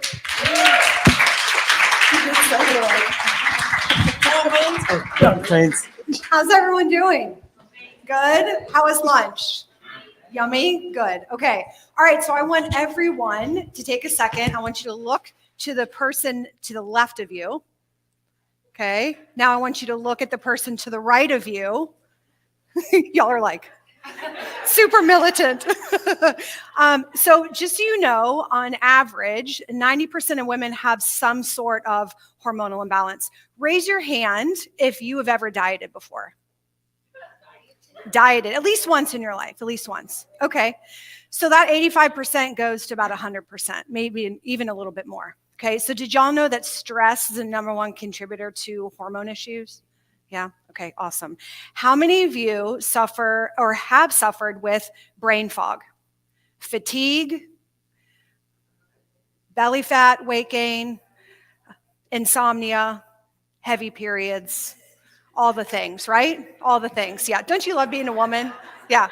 So before I move on, I am actually going to request to have 2 women come up here if you want to volunteer. And I'm going to ask you some questions, and then I'm going to kind of dig a little bit. Does anyone want to come up? If you're having, if you think you're having hormonal issues, I would love to.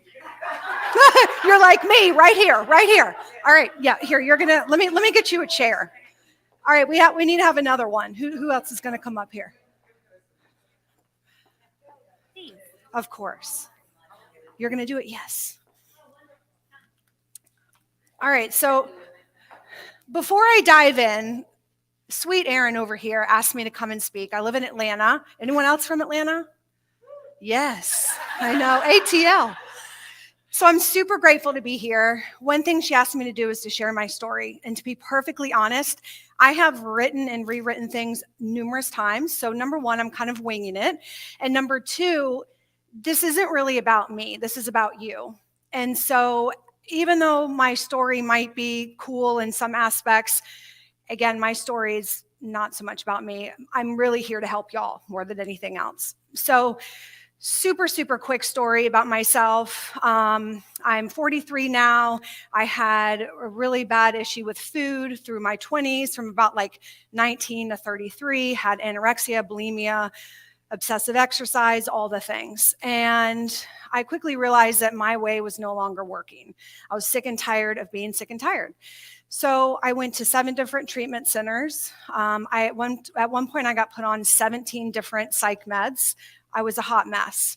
And for the life of me, I could not figure out what was wrong. And a lot of it was mindset, without a doubt. I was honestly staying in that victim mindset.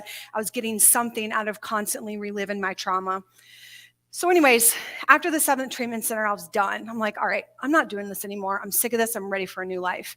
So I really got my food under control. I got my health under control. A few years later, I started having a lot of hormonal issues. So even though the food was fine, I was dealing with like a moon face. I had weight gain. I was tired all the time. My hair was falling out. I was cold. So how many of you have gone to your doctor and said, hey, I think I have a thyroid issue. I think I have a hormone issue. Can you run my labs? And how many of you have come and gone back to your doctor, or even they call you and say, hey, everything's good, you're normal? Does anyone experience that? Right? But yet you know in your heart that you are not normal. Something does not feel right. And so I've gone through that experience as well. I went to numerous doctors. I would cry in my car. I'm like, I can't be the only one going through this. So it really became my mission after I found a fantastic functional medicine doctor. Functional medicine is essentially where you get to the root cause. So it's not just band-aiding your symptoms with more scripts, more medication, right? So she changed my life. And so I don't know if she's in practice anymore, but long story short, I had like really low B vitamin, vitamin D, hypothyroidism, massive gut issues that was causing a lot of my depression. So I thought, you know what, like once I get into a better place, there's no way I'm the only female going through this. So since then, that's probably been 5 years ago, it's really been my mission to help women kind of heal from the inside out, to feel seen, to feel heard, to feel like you have a voice and you're not crazy for having these symptoms. And you know, anyone can say, oh, you're just crazy, just get over it, just exercise more, eat less. You know what I mean? It's like, come on, like enough of that. We hear that all the time. If that was that easy, then everyone would be fine. So anyways, again, that's my short story. But what I would love to do, and maybe y'all can kind of help me out here too, or if you have any feedback, that would be awesome. But what I thought we could do, tell me your name. Shelly and Janelle. Shelly and Janelle. Okay, where are y'all from? Kansas City. I love it. South Florida. Okay, and y'all came here for this event too? Nice, I love it. Obviously, you came for this event. You wouldn't be sitting here. Yeah. Okay, so if you feel comfortable, I would love, Shelly, I'm going to start with you, okay? So tell me a little bit, right now, let's start with, are you struggling with any symptoms? Like, do you feel tired a lot? Do you feel? Well, I was. Mm-hmm. I think I might have come up with some of the solutions, but I was feeling tired a lot. So, yeah. Okay. And do you mind me asking your age? I want you to be 45. You want to be 45? Okay, so I have to ask, so are you postmenopausal, menopause, premenopause? Okay. Shelly, you got to help me out here. You got to help me out. I got to have a little more on you. Okay. So let me ask you this. What do you feel like the solutions are to the fatigue that you've been experiencing? Well, for me, I did have my labs. Okay. Mm-hmm. I didn't have any thyroid issues, which Yeah. I'm thankful for. Mm-hmm. But I did have a vitamin D deficiency. Mm-hmm. And I went to an esthetician to get something done, with my skin. And they're like, yeah, we also get B12 injection. I'm like, yeah, give me one of those. That helps. Yeah. I'm telling you, it's B12. Was it B12? Okay. Okay. I couldn't even go to sleep that night. Yeah. I had so much energy after that B12 shot. And they're like a once-a-month thing. Okay. Once a month, approximately. Yeah. And Okay. I've only had them like once or twice, and it's been amazing. And you feel pretty good right now? Okay, we need you to sit back down over there because you're not. I'm just kidding. I'm just kidding. I'm just kidding. I'm just kidding. No, you're doing great. Do what? Oh, you're great. Shelly, you're great. Okay, so how many of you take a vitamin D supplement? Okay, that's good. Make sure you take it with vitamin D K2. And make sure if it's in the winter time, it's like 5,000 or 10,000 IUs. Because one of the main reasons for depression in women and inflammation and fatigue is vitamin D deficiency. And 80% of women are incredibly deficient in magnesium. So if you have anxiety, if you find that you're getting more anxious or depressed around your cycle, please take a magnesium supplement. My favorite is magnesium glycinate. There is citrate if you get constipated. There's tons of different ones, but I love magnesium glycinate. So just my 2 thoughts on that. B12 is fantastic, especially for energy. Have any of you ever done 23andMe? Did y'all have any issues with methylation around B vitamins and stuff? Okay, so do you take like a methylfolate, B vitamin? Yeah, okay. Okay, good job. Good job. Okay, all right. Yeah, B vitamins are great, ladies, especially if you feel deficient. And, probably for you, you were deficient. So that's why you felt like a huge, wave of energy. Yeah. Yeah, it does. Sure. But real quick, the 5 main foundational things we all need to consider. Number 1 is nutrition, okay? So really making sure you're nourishing yourself properly. Number 2 is movement, getting some sort of movement in daily. You don't have to go and annihilate yourself and do CrossFit every day, but I recommend getting outside, getting fresh air. It makes such a big difference with mood, right? Sleep is huge. How many of you are getting at least 8 hours a night? Yes. Wow, ladies. Okay. All right. Take the magnesium. It'll help, I promise. L-theanine is fantastic for sleep too. It's an amino acid. It works wonders. So sleep is a big one, and hormonal balance is another one. And I'm going to have you guys go next here. And then, I just want to be mindful of time. So just let me know. And then the last one is stress management. So we have a hormone called progesterone, and progesterone is basically in relation to estrogen. So a lot of women say, okay, I have estrogen dominance, but I don't like y'all to go down the rabbit hole on Google because you're going to drive yourself crazy and self-diagnose and think you have something when many times you don't. But with estrogen dominance often comes very low progesterone. And progesterone is the number 1 hormone that tanks when we're stressed. So if you ever wonder, you're having like obsessive compulsive thoughts, the anxiety's triggered more, you're getting more emotional around your period, you can't sleep, you're waking up between 1 and 3 a.m., this is usually a contributor of low progesterone, and then you probably have some circadian stuff going on, so cortisol issues. But I won't go into all that, but hopefully that helps. Okay, so Janelle, I was close. Sorry, Janelle. Okay, Janelle, tell me what's going on. So I'll be 50 this year. Okay. All in all, I do really well. I have plenty of energy. Yeah. I sleep for the most part really good, but I go through period, and I guess I'm kind of like pre-peri, I don't know what I am. Yeah. Menopause, but the periods are like. Can I ask you something? Yeah. Do you know how old your mom was when she went through menopause? Yeah, she was in her later 50s or early 60s. She was later. Okay. So quick little tip on that. If you're wondering when you think you might hit menopause, it's usually 10 to 12 years before menopause. So you can find out if your mom, whatever age she went through, and then wherever you are, it's like, 10 to 12 years. Yes. Oh, 4. Okay, 4 minutes. Yes. Okay, so let's go. Yep. All right, so basically I do really well. I have stuff that decreases stress, all the things. I mean, the last 2 years have been highly stressful, major motor vehicle accident, major surgery, led to a posterior stroke, all this stuff, right? So I think I'm doing pretty damn good. Yeah. My thing is I can't stand like the hot flashes. Yes. Right? Like, so I go through that, and then the anxiety runs come and go, but some of that could be hormonal, and some of them could be the fact that I had a stroke 21 weeks ago. So of course. It's hard to say, but it's been 2 years of this on-off stuff.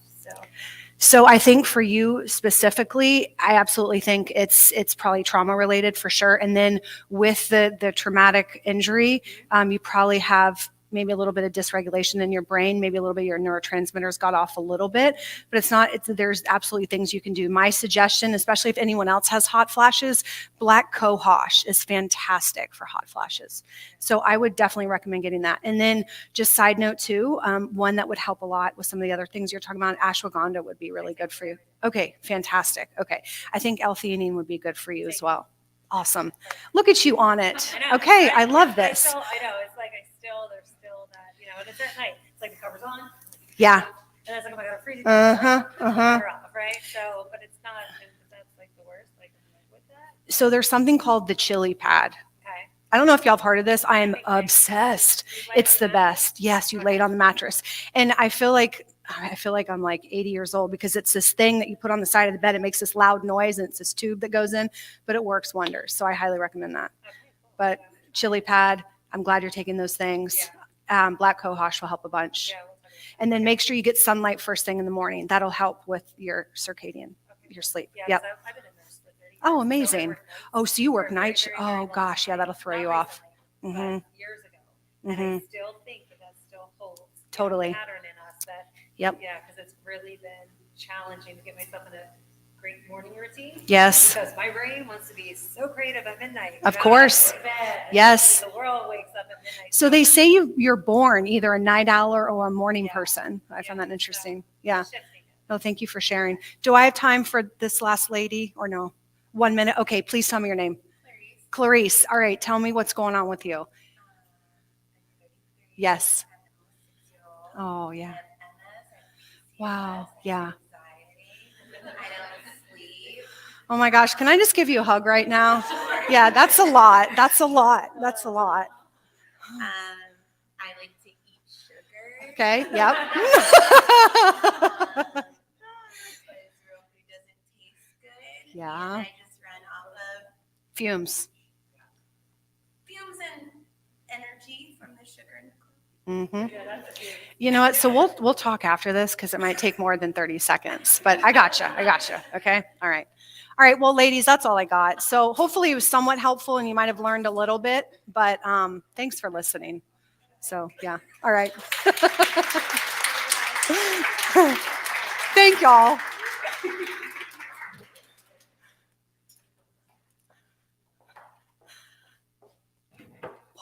I'll come get you in a minute.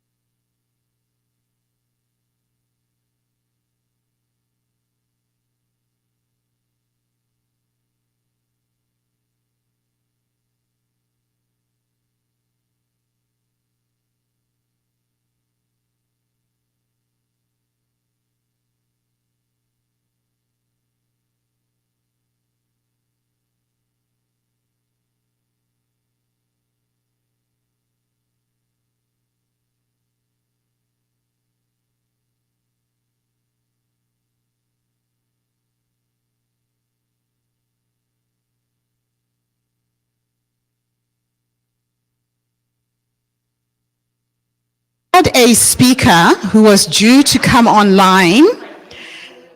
HerStory Circle allows 25% males to speak on our stage. We believe that until we start bringing men into the rooms where we're discussing women's issues, nothing is going to change for us. So we had one professor who was supposed to come online. I think the technology has failed him. He did email me this morning asking, what am I supposed to do? I forgot to get back to him. So we will invite him to come tomorrow or the day after. So there's going to be a slight delay while we set up for an amazing presentation. Erin, can I ask you to move the rug? You're going to see something absolutely amazing with the next presenter. So one of the things we tried to do when we were curating our program is to invite creative women to come onto our stage. We find that when we bring in a musician, a dancer, somebody who moves, when we move, the energy in the whole room shifts as well. So it gives me great pleasure for Terry to introduce her. We're going to set up her stage, right? While you do the introduction. Yeah. We're ready. Because I don't think you can read the bio while we do that. Okay. We're going to set up the stage while I read. Okay. Alrighty. Shania Stiletto is a former two-time world champion acrobatic gymnast, of the U.S.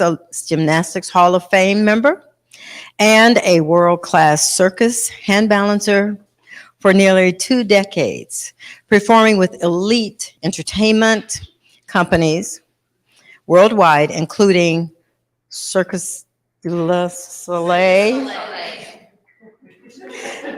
Okay, and I know how to say that without trying to read it phonetically, right?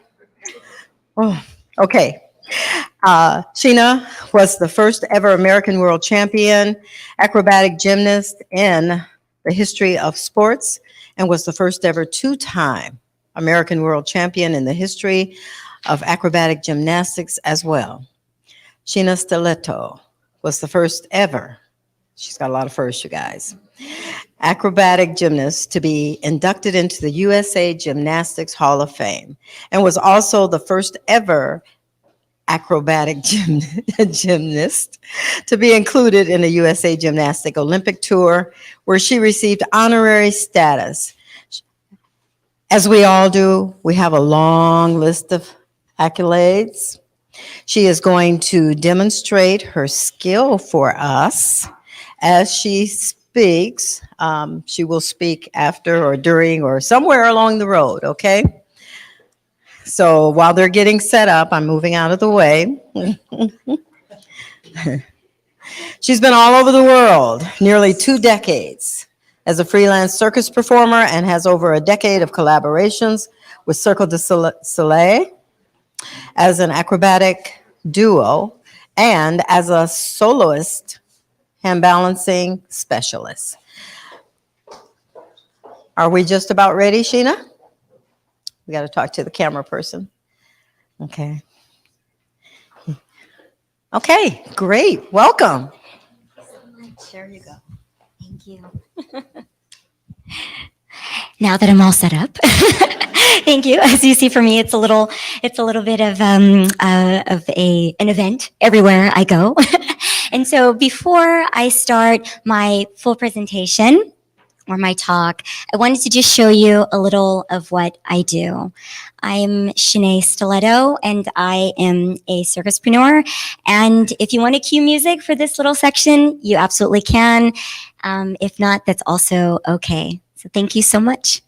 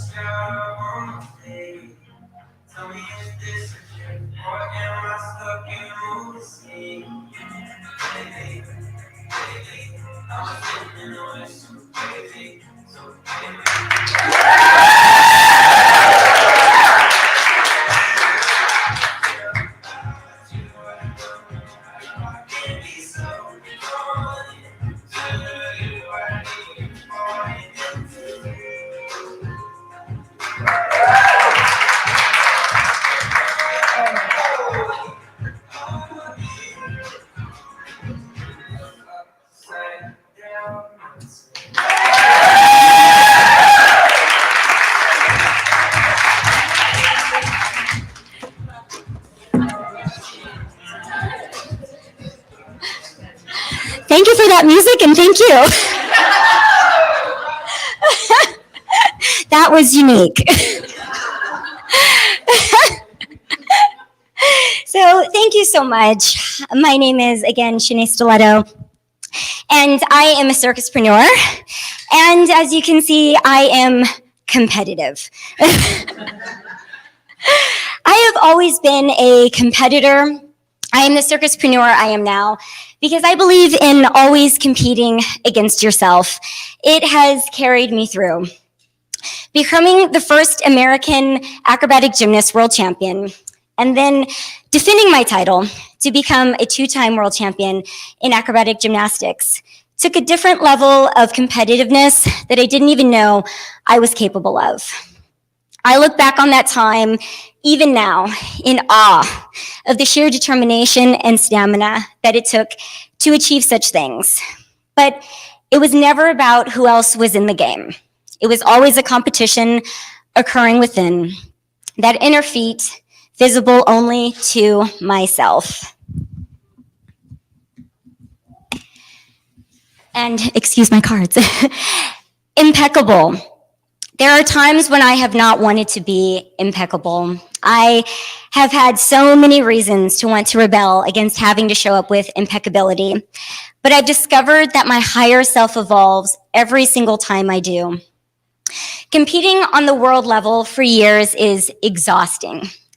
Performing on the World Circus stage, day in and day out, is exhausting. I've wanted to phone it in over the years. Why hold myself to a standard not projected onto others in the same way, like those that passed on the extra hours of practice or on the innovative idea in service of what's tried and true?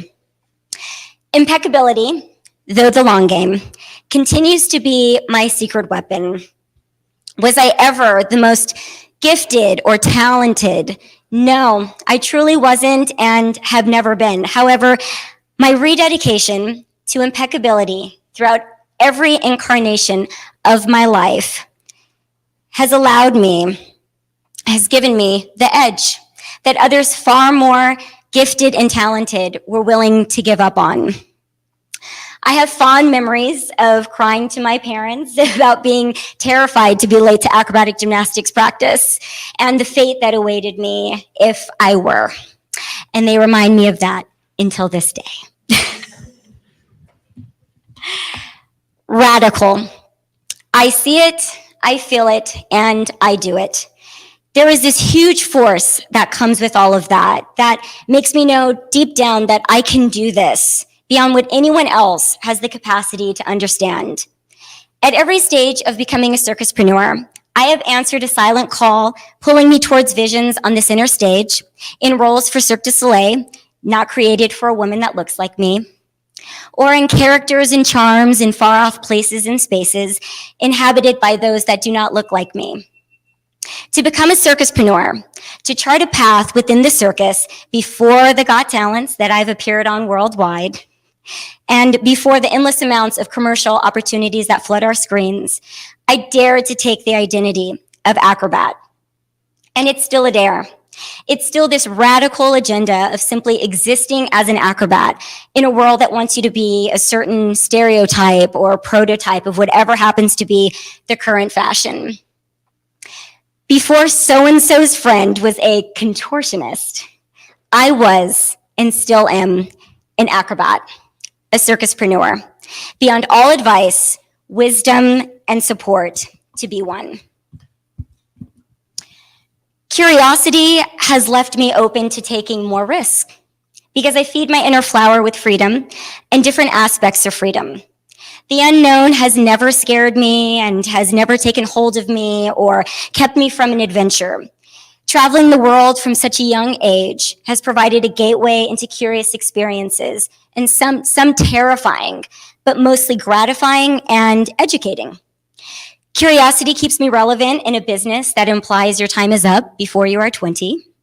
Maintaining curiosity has afforded my circuspreneurship the distinct voice that I have crafted and shaped in my own image, and not that of which others have at times demanded of me. Be this or be that, or be safe, or artist like that. You can become complacent within any profession or passion. Believe me, I've seen some very sad clowns in my day. So staying curious about what you already think you know on such a deep level takes a lot of nerve. It takes a willingness to go upside down daily, or be tossed in the air by another human being for the enjoyment and excitement of others. And it takes only one moment of losing the capacity to be curious for a moment like this to become a moment of undoing. It could be very dramatic. Underestimated. No matter how prepared I am, no matter how on target my gifts are, they know I have. I am still told that I cannot do this, even now to this day, that I can't be an acrobat, I can't be a circuspreneur. And I have to prove myself every single time. And yes, it's exhausting. But at the same time, if I believed what they said, I would have given up a long time ago. So know your worth, plain and simple. My USA Gymnastics coach and abuser, David Rickfam, surely underestimated me that day when I called him out of the blue with the police recording the phone call. No longer a little girl, but a woman playing a little girl was able to benefit from being so deliriously underestimated by a career decades-long pedophile that he confessed all over himself in pursuit of his own pleasure. Did he really think that the girl that he held mentally captive for years after sexually abusing her was in on it with the detectives? Surely not. Or did USA Gymnastics think that they had done their due diligence to bury my case for years, only to have to turn around and include me in one of the biggest settlements in US history? So staying under the radar, or underestimated, during my years of self-advocacy, though painful beyond words, has helped me to pivot when necessary, gain access and assistance that no one even wanted me to know existed. And with this, I found the spirit to use this level of justice to fight and advocate for the industries and environments that left me neglected, but highly underestimated. Solution. Thank you. Why am I doing this? Why am I helping people?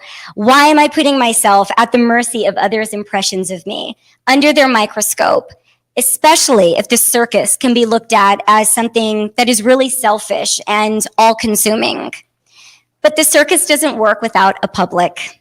The circus is the opportunity to lose yourself, and that's what I'm constantly doing.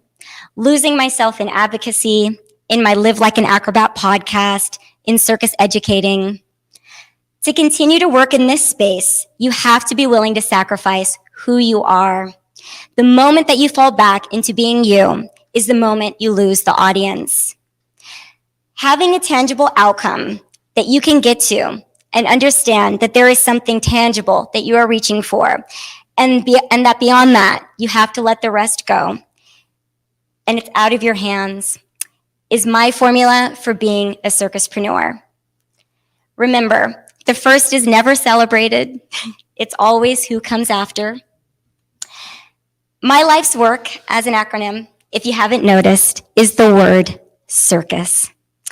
Like my life, circus takes a lot of planning, years of sacrifice, and technique in order to make something look effortless. My name is Shanae Stiletto, and I'm a circuspreneur, and thank you so much for having me today.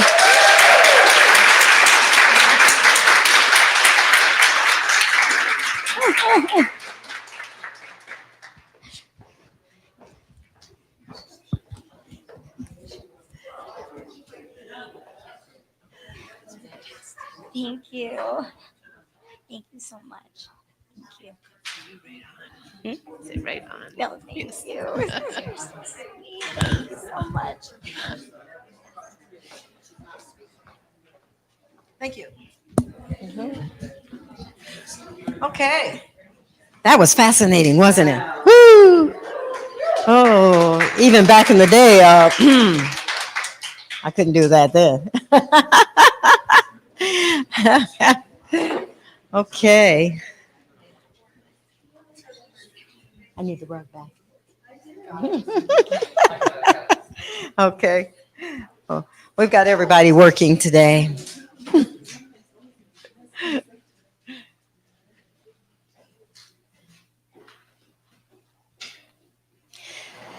Okay, we do have a video. It is the Sisters J. It's a sister duo. Elizabeth and Lily Jackson released their debut single, Open, when in summer of 2022.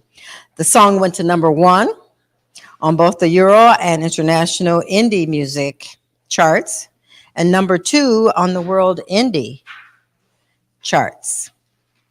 Their newest popular release, clearly is filled with their magnificently tight harmonies and a song you must dance to. Boy, we're getting a lot of movement here today, right? Clearly is produced by the legendary Ted Theo Perlman with the label Clinitel Music. Sisters J, two amazingly talented harmonies that blend perfectly. Effortlessly intertwining their vocals brings on undeniable magic sound each time they perform. And we have Lily today. Here we go.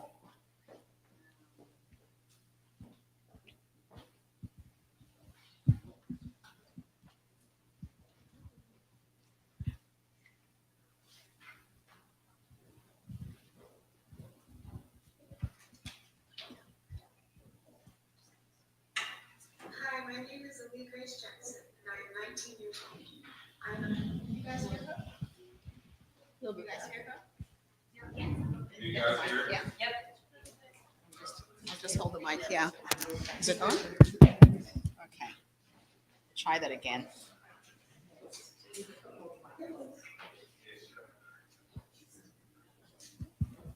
Hi, my name is Ali Grace Jackson, and I am 19 years old.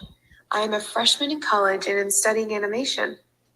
I was born in Nashville, Tennessee, and still live close to there, and 30 minutes away, northeast of Nashville.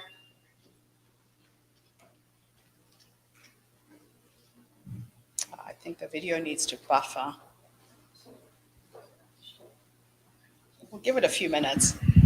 I'll tell you how I met this young woman. Her mother contacted me through Harrow, I think, and we were looking for musicians who are creating social conscious music. And so she has 3 children, 2 girls and a little boy, and they are on the neurodiversity spectrum. So 2 of her kids are quite challenged, but have overcome their challenges in a very unique way. So today we'll hear from Lily, the youngest girl. Tomorrow we'll hear from her sister Elizabeth and her mother, Mary Elizabeth Jackson. So we got the whole family involved. So I think this problem that I'm having is just to buffer the video. We'll see if it will go now. Hi, my name is Ali Grace Jackson, and I am 19 years old. I am a freshman in college and am studying animation. I was born in Nashville, Tennessee, and still live close to there, and 30 minutes away, northeast of Nashville. Getting stuck on the same spot. Okay, here's another way I can play it. Let's see if this is going to work. Technology is great when it works, terrible when it doesn't. So I'll see if I can just add the video to StreamYard. And it'll take a second to...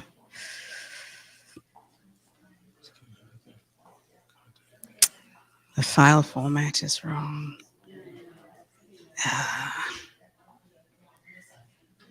Why is it's not...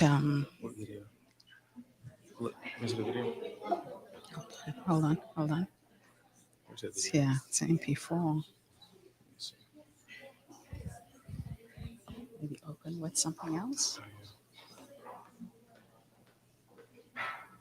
Just open. That's where we are. Maybe on YouTube. But that depends on if it's going to work this time. We haven't connected with the stream. I didn't know you was doing a video today.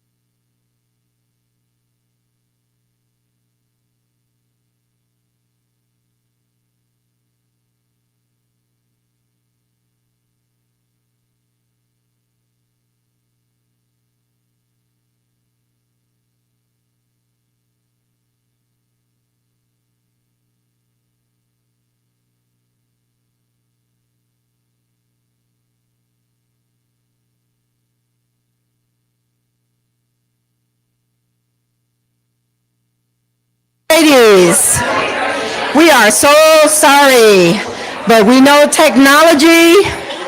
Sometimes we have no control. Ladies,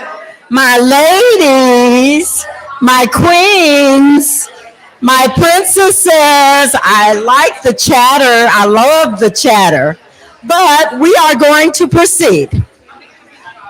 I love the chatter, ladies, and I know you guys can chat. Okay? You'll have another opportunity with a Q&A, but we're going to move on. Technology has us at a standstill right now. So we will move on with our next presenter. And Dr. Marina will... I thought I fixed that. I know, I think you did too. Memorize. I took off a fingerprint, but it's still a I know, right? Hello, ladies. Let's stand to our feet. Everybody stand to your feet. Give a good stretch. Stretch up. Stretch out. Bend over. Rock a little. Do you feel good? I don't see any smiles. So let's do that again. Stretch up. Stretch out. Bend over. Do a little wiggle. Stand up straight. I'm going to do this so I see smiles. Still no smiles? All right, one more time. So you know this third time you have to smile when you come up, all right? Okay, stretch up, stretch out, bend over, do a little wiggle, come up. Where are the smiles? There's the smiles. All right, ladies. Okay, you may be seated. Miss Terry? Miss Terry? Hello, Miss Terry? Hello? Hello? Just type, Miss Terry! I need your fingerprint. I know. I got them all smiling. I was meeting your friend. Okay. You know, I thought I took this off, but I took the fingerprint. It's technology challenge moment. Are we ready, ladies? I'm going to introduce to you Maria Leonard Olson. Maria Leonard Olson is a lawyer. She's a journalist. She's a TED speaker, author based in Washington, D.C. She is the podcast host of Becoming Your Best Version. Mm-hmm.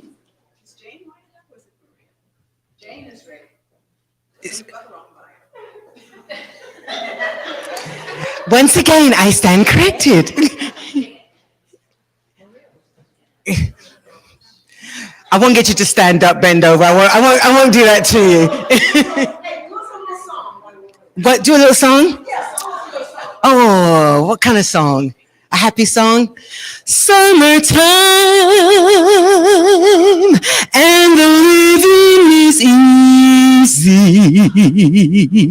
Fish are jumping and the curtain is high. Your daddy's rich and your ma is good looking. So hush, little baby, don't you cry. Summertime and the living is easy. Fish are jumping and the curtain is high.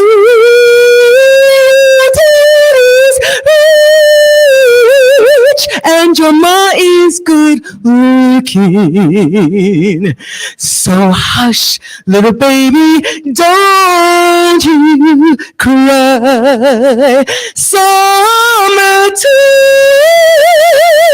and the living is easy. Fish are jumping, yeah, and the curtain is high. Your daddy's rich and your ma is good looking.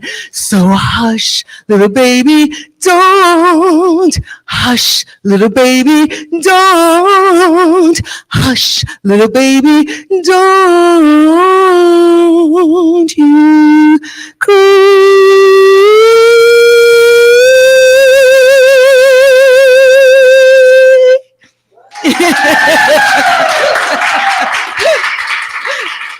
Are we ready? It's somebody? Oh, yeah, good. Thank you. So good. I know, right? Spontaneous. Brasso. Hello. I'm introducing this one because I met Jane Brasso at a event for DC Moms. Where's Courtney? No. Okay, coming back. Courtney had an event for DC Moms, and they had some kind of raffle, and they pulled the raffle ticket, and they're like, "Oh my gosh, Jane Brasso! Like, that's so cool. She won. She has 10 kids." And I'm like, she has 10 kids. And she is here today. She moved from DC all the way across the country to Washington. She flew in on the red eye tonight to be here. Please welcome Jane Brasso. Okay, never mind. Hey guys, how are you? So I really do have 10 kids. Yeah, I know, it is crazy. Some days I'm like, how did this happen? So my name is Jane Brasso. I am a mom of 10 kids. The ages are 18 to 3. I have 6 girls and 4 boys. And I'm excited to share my story with you guys today. I think everybody has a story to tell. And I think women in particular have stories to tell, especially mothers, because we're not only telling our story, but we're telling our family stories, our children, our parents, our grandparents. We're the keepers of all those stories. So I think it's really important that we share them.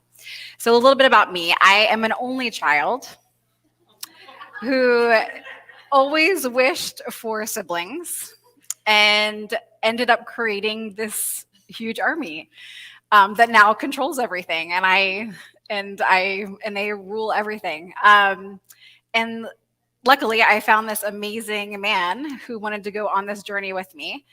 And our path hasn't been easy. A lot of my pregnancies were HG pregnancies, which is hyperemesis gravidarum. It's what Princess Kate had, Amy Schumer. It's the extreme nausea and vomiting for your entire pregnancy that usually results in IV fluids, medicine, things like that. So a lot of that, perinatal depression, postpartum depression, lots of different challenges along the path. But 100% worth everything that we went through. So to get a couple of the awkward questions answered. Yes, they're all ours. Yes, we know how this happens. Surprisingly, there are no twins. They're all singles. Yes, we do own a TV. No, our older kids are not raising our younger kids. Our hands are full, but our hearts are even fuller. And yes, I drive a bus. A 15-passenger van is my everyday car.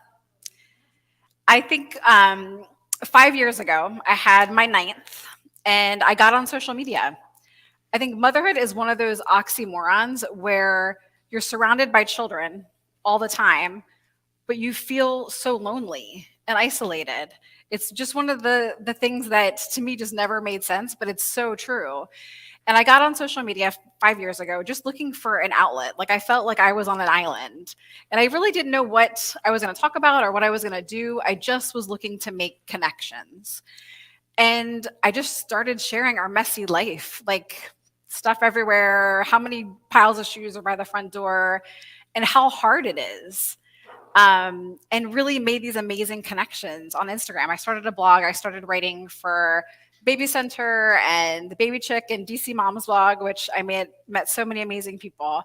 But I think what it boils down to is whether you have 1 child or 10 children, it's hard. Motherhood is hard.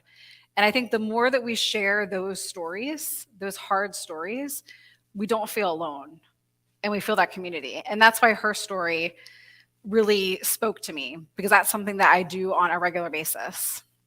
So what I wanted to do today was to share some of the lessons that I have learned as a big family mom that can apply, I think, to any size family. So one of the first things that I had to learn was my family size was nobody else's business. And let me tell you, everybody has an opinion. And I think it's whether you have 1 child or you have 10 children, everybody has an opinion. Aren't you going to have another one? When are you going to stop? Aren't you done? Why are you doing this? Global warming, da da da da. You're overpopulating the planet. And for such a long time, I was raised in the 80s as, that good girl where, I didn't stand up for myself. And I didn't say, hey, it's none of your business. My family size, my uterus, what I'm doing with it is none of your business. And once I let that go and I wasn't worried about the judgment and the comments, and I'm talking about family members and close friends making hurtful comments about why we were still having children and things like that. But once I let that go, that was just such a huge, I gave these people power over me that they never should have had. So I think letting all that go just made such a big difference. And again, I think whether you don't have any children, that's something else that people will comment on. And I think you just, once you realize that what they're saying is about them, not about you, there's just such a weight that can be lifted off. The second thing I wanted to share with you is one of the ways that we measure our success as a family is communication. And I know that sounds really simple, or like, of course, you have to communicate with your partner, with your kids. But when you're in the trenches of whether you have a newborn or toddlers or babies, that communication goes out the window. You're in survival mode. And also, too, when you have teenagers and you're trying to figure out how to communicate with them. And I think anytime that we've struggled with something, it's because the communication went off the rails. And my husband and I weren't communicating. We weren't doing a good job communicating as a family. And I think that communication just is so important. And it doesn't have to be like a big family sit down. Like it can be just simple moments. It can be a family calendar where everybody knows what's going on. It can be a group text with a family. Now that I have older kids, it's really fun to have a group chat with all my kids that have cell phones, and they send like funny Snapchats and TikToks and that kind of stuff. But I think communication is so key to keeping everybody on the same page. This is something that as a large family mom, I face every day, and that is limitations. Our three biggest challenges are logistics, money, and time. Those are all things that we don't have enough of. And what I started to do was to look at those limitations as inspirations and say, okay, how creative, resourceful can I be with our grocery budget? So just out of curiosity, how much do you think our monthly grocery bill is for 12 people? Just throw out ideas. Yes. Yes.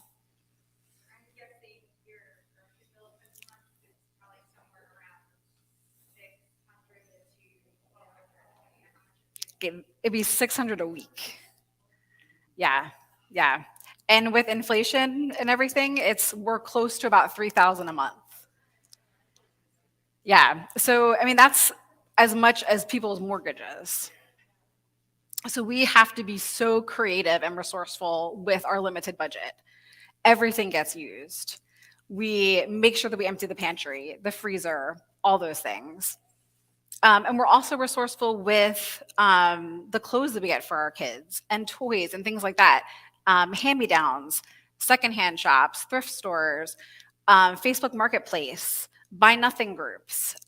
We just have to be really thoughtful about how we're doing this. And I think also recreation and fun. So many things cost so much money now. Think about taking 10 kids out to the movies, not on a $1 Tuesday. Like it's, about $100 or more. So we've had to be really creative and resourceful with how we do that so that we're not taking, so that my kids don't feel like they're missing out on everything. We create our own fun. We come up with different ways. We just have to be creative. The hardest thing for us is time, because we have 2 parents and 10 kids, and we only have 100% to give. So that gets divided up differently, almost on a minute-by-minute basis. We're constantly triaging, figuring out who needs what when. So we have 100% to give, and that just gets divided up differently. And one thing that we have realized is that small moments are such a great way to connect and spend time with our kids.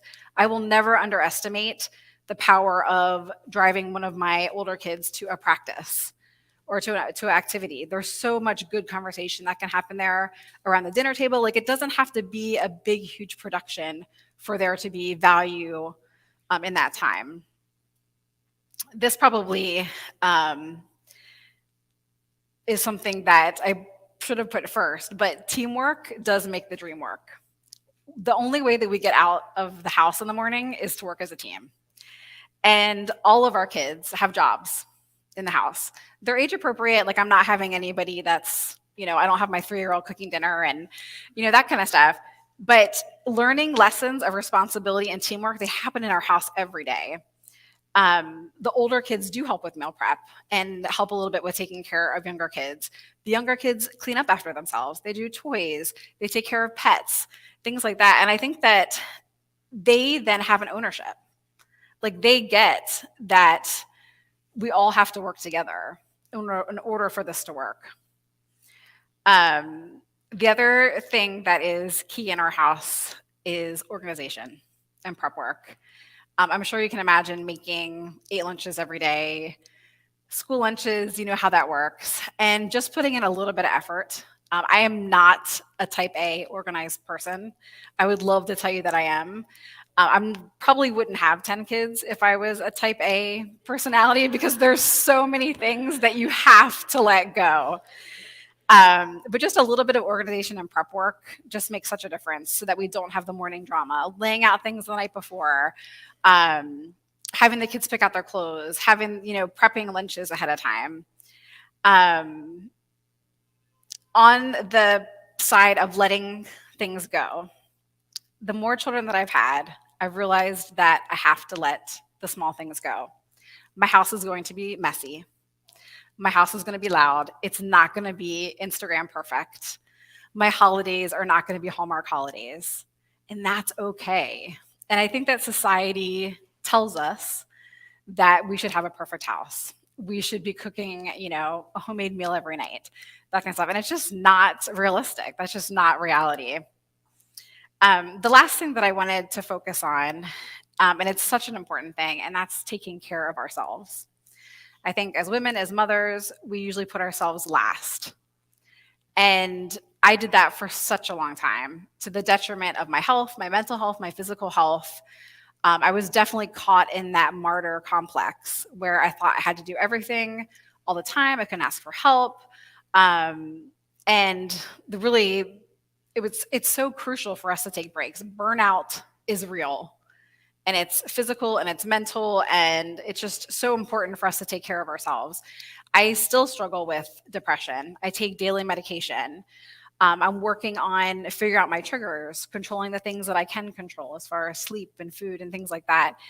And as mothers, we can't do our job if, we just can't pour from an empty cup. There's just no way that we can do that.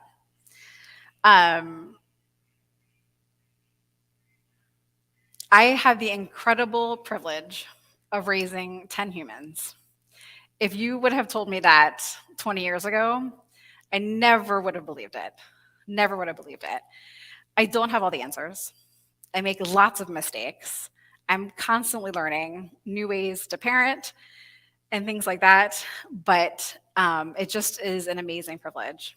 So thank you for listening to my story.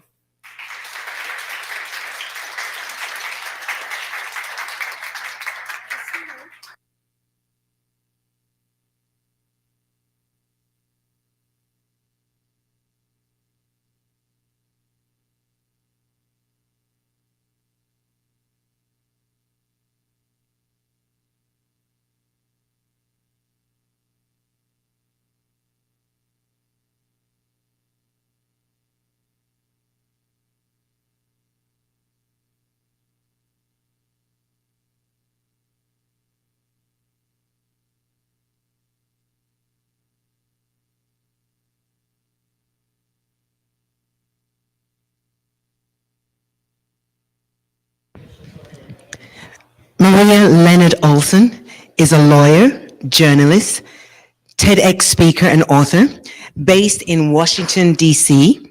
She is the podcast host of Becoming Your Best Version, which elevates the voices of inspiring women and mentors women overcoming addiction and those who have been sexually assaulted or abused.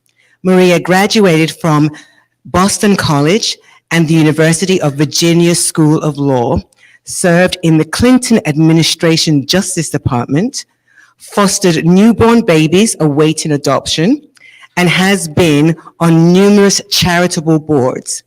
Maria has written the numerous publications, including the Washington Post, Parents Magazine, AAARP, The Ethel, Thrive Global, and Authority Magazine, and has a litigation practice at a boutique law firm in the DC suburbs. Her latest book, 50 After 50, Reforming the Next Chapter of Your Life, has helped thousands reinvigorate their lives. Her next book will cover the Pandora's box, of DNA's test kit. Maria has spoken at various events, including TEDx, CUNY, the Pennsylvania Women's Conference, the Mixed Remix Festival in Los Angeles, the Japanese American National Museum Family Day, the Washington Independent's Review of Books, the nation's March to End Rape Culture, and the U.S. Department of Justice Asian American Month celebration. As the highest ranking Asian American political appointee, her next book to be published by Brandeis University Press is on the legal consequences of consumer DNA test. To know more about her, go to marialeonardolson.com for more information. Welcome, Maria.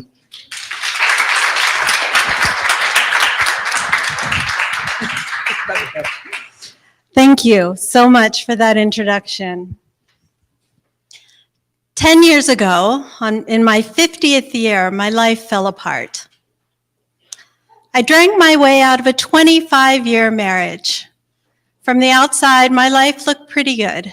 I was married to a very wealthy man. I never would have had to work again. I had given up my very successful law career at that point to be an at-home mom to two beautiful children. I feel really lucky that I had that ability to stop working outside the home and care for my children. I was a latchkey kid. I grew up biracial in a suburb of Washington, D.C., at a time when not that many people were getting divorced.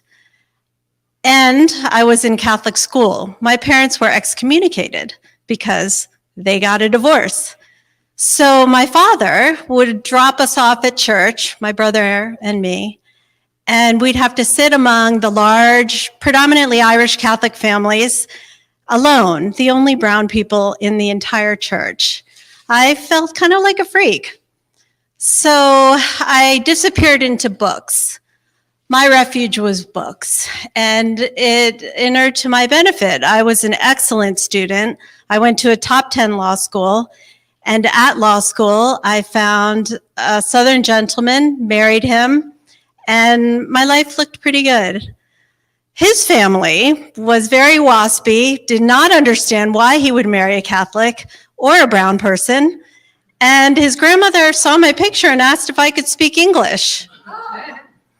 And he said, Grandma, she goes to a top 10 law school and just got hired by one of the biggest law firms in Washington, D.C. Yes, she can speak English. They belong to country clubs and yacht clubs. I grew up squarely middle class. We didn't even own a boat, and we belonged to the Nantucket Yacht Club. It was mentioned in a very popular book, The Nanny Diaries, I think it was called, and it lived up to its stodgy reputation in that book. I frequently, at the country club and the yacht club, was asked to fetch drinks for the old white women. And I would try very politely to say, I don't work here, but I can find someone for you. So I spent a lot of my life feeling other than, feeling less than, and feeling out of place. My mother was an immigrant to this country. She came when she was 18 to go to school in DC. And she wanted her children to be as American as possible. In the Philippines, it is the aspiration of most to come to the US. They believe that the streets are paved with gold. Doctors and lawyers who are trained in the Philippines typically have to take jobs way beneath their education and their level because of various factors that are not relevant here. In any event, my life blew up when I was 50. I could no longer hide the bottles of alcohol that I was drinking alone. My then husband said, you either go to AA or get out. So I tried. I went to AA and I did get sober. I was on something called a pink cloud. When one gets newly sober, frequently you feel euphoria at giving up the crutch, at finally being discovered for what you were doing behind closed doors. And then I relapsed. So then he sent me to rehab. I'm stubborn. I went to 5 rehabs, but I'm now 10 years sober. Thank you. And it hasn't been easy. I mean, I lost a lot of friends. I lost the trust of my family, including my children. And I missed out on a lot of milestones in their lives. They were teenagers when I went to rehab, and I'm still living my amends to my children. So I was alone, living alone for the first time in my life at age 50. Like, that sounds really strange, but I always had roommates or lived in my family's homes. So I felt rudderless. At age 50, people were asking me, so what are you going to do for your 50th birthday? And I just wanted to hide. I didn't know what I was going to do. I had to go back to practicing law. I took another state bar exam so that I could practice in Maryland, where I was then living. And I decided as a gift to myself for my 50th birthday, I would try 50 new things in my 50th year to determine how I wanted to live the next chapter of my life. Those things ranged from social endeavors, thrill-seeking adventures, travel, learning and teaching, spiritual endeavors. And each one of those taught me something about how I wanted to live this next chapter. Not all of these things are things I will ever do again or want to do again. One, for instance, is I made myself get on stage at an open mic night because I wanted to know what it felt like to sing, and I'm a terrible singer. So I went somewhere in DC where I didn't know anybody, unlike our friend who just sang, and I belted out a song to one applause and left the stage, and I said, oh, I'm never doing that again. But what I discovered about myself is that fear is not going to kill me. Fear is going to make me stronger. Fear, courage is not the absence of fear. Courage is feeling the fear and doing it anyway.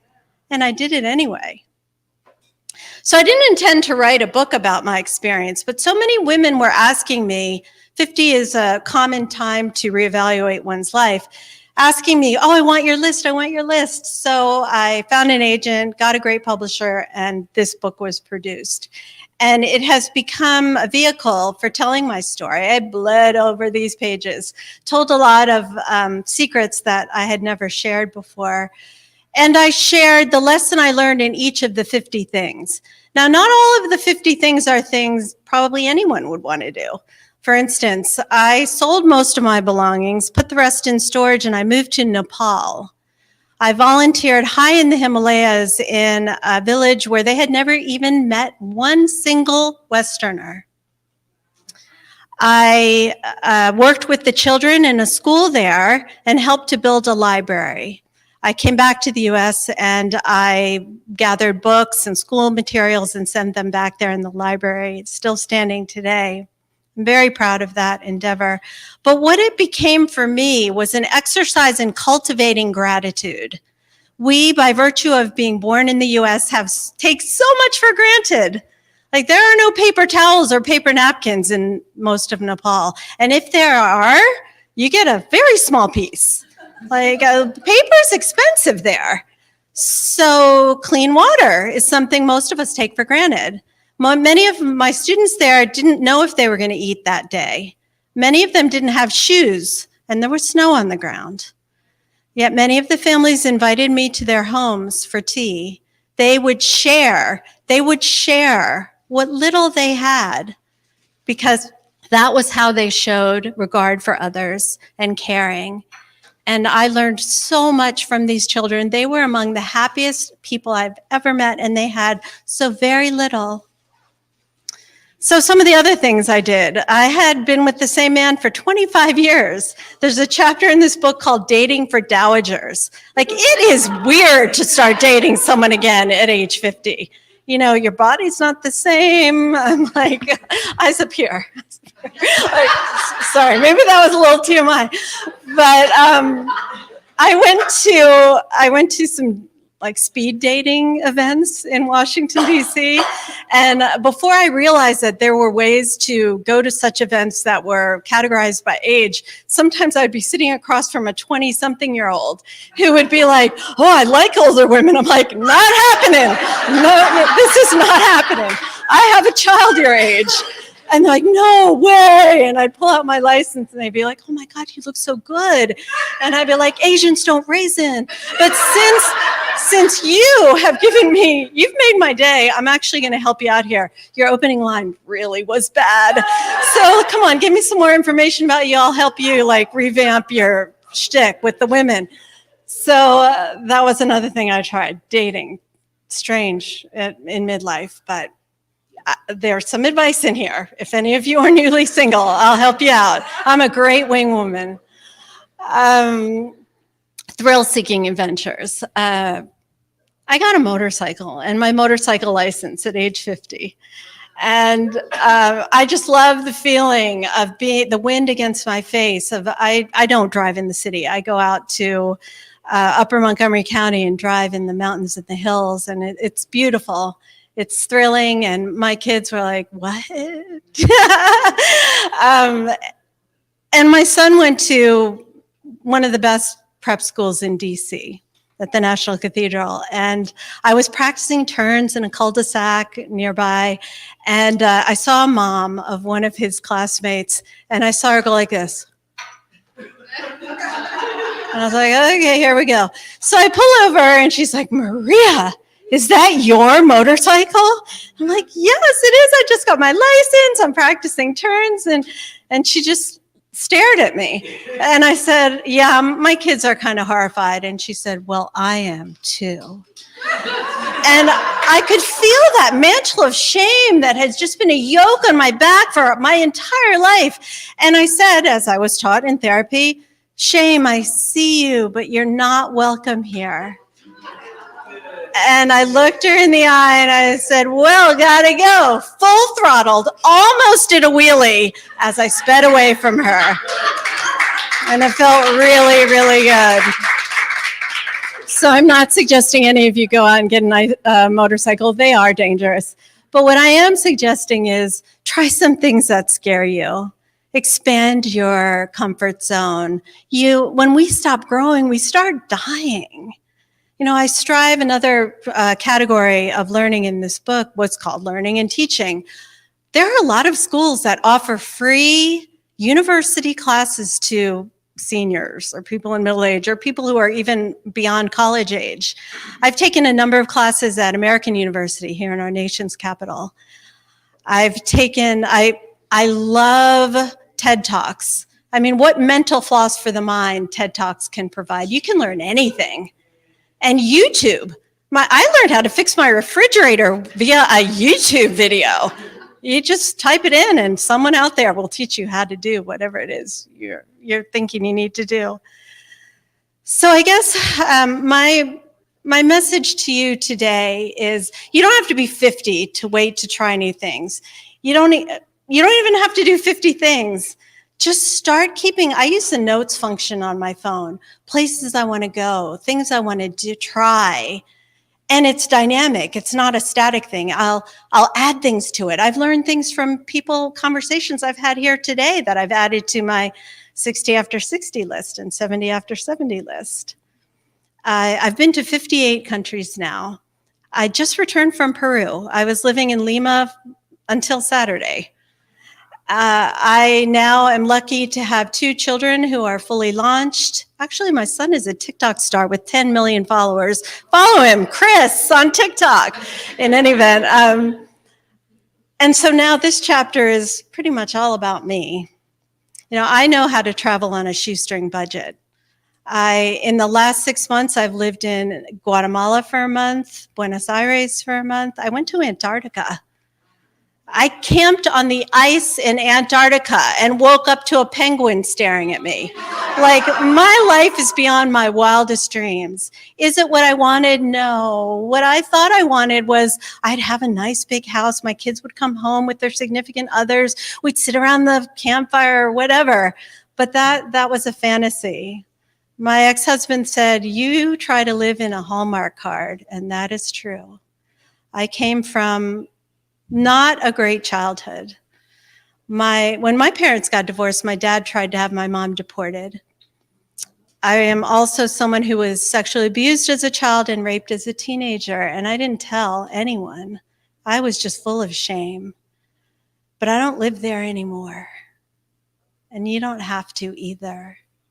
But what I learned was, by simply pretending that these things did not happen to me, was like holding a beach ball underwater. It took a tremendous amount of psychic energy to never process these traumas.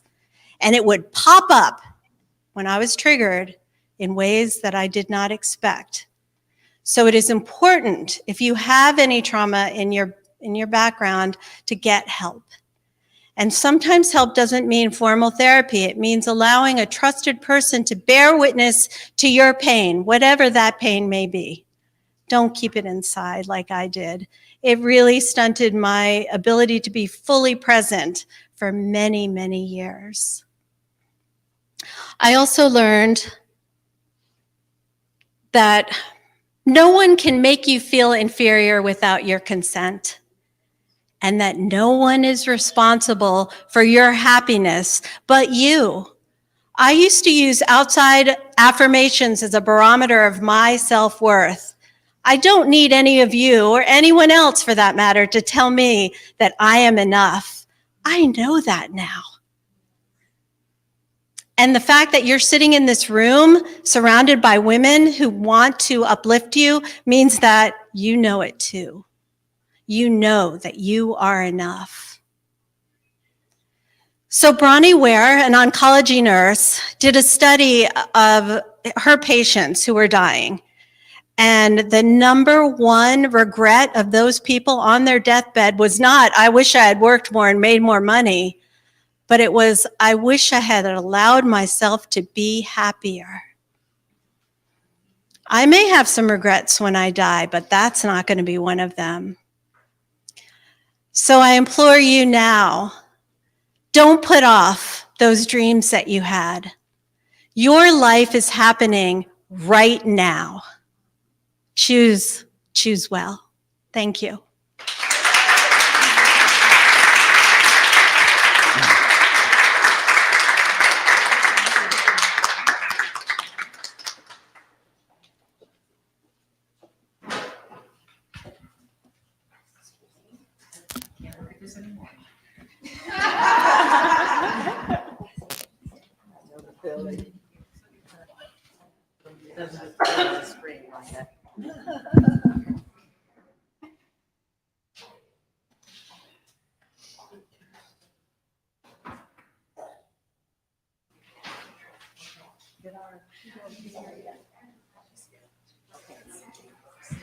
Sandy's next.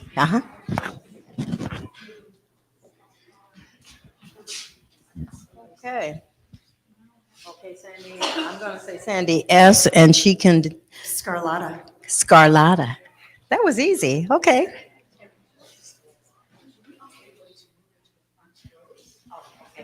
Can everyone move toward the front? It makes it real easier for the speaker as well. when everybody's together. Makes it real easy for eye contact. Yes.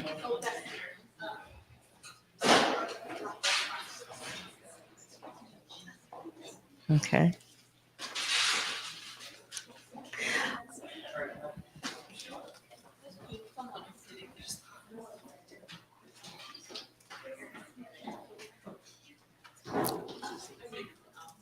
Okay, thank you, thank you, thank you. In case you're not aware, today's event has been live on LinkedIn, Facebook, and YouTube, and it will be that way all week. So, but we're hoping to see the majority of you come back in tomorrow. Well, once it's live, all you have to do is go back and look at the, go ahead. Okay. Yes, just subscribe. Okay. Channel, yes. Okay. All righty. Okay. We have our final speaker before our keynote speaker. Of course, I really don't like mics because I talk too loud. Okay. And then we'll have our keynote speaker. I don't know, are we going to do a Q&A in between to give her a breather? Okay, great. Okay.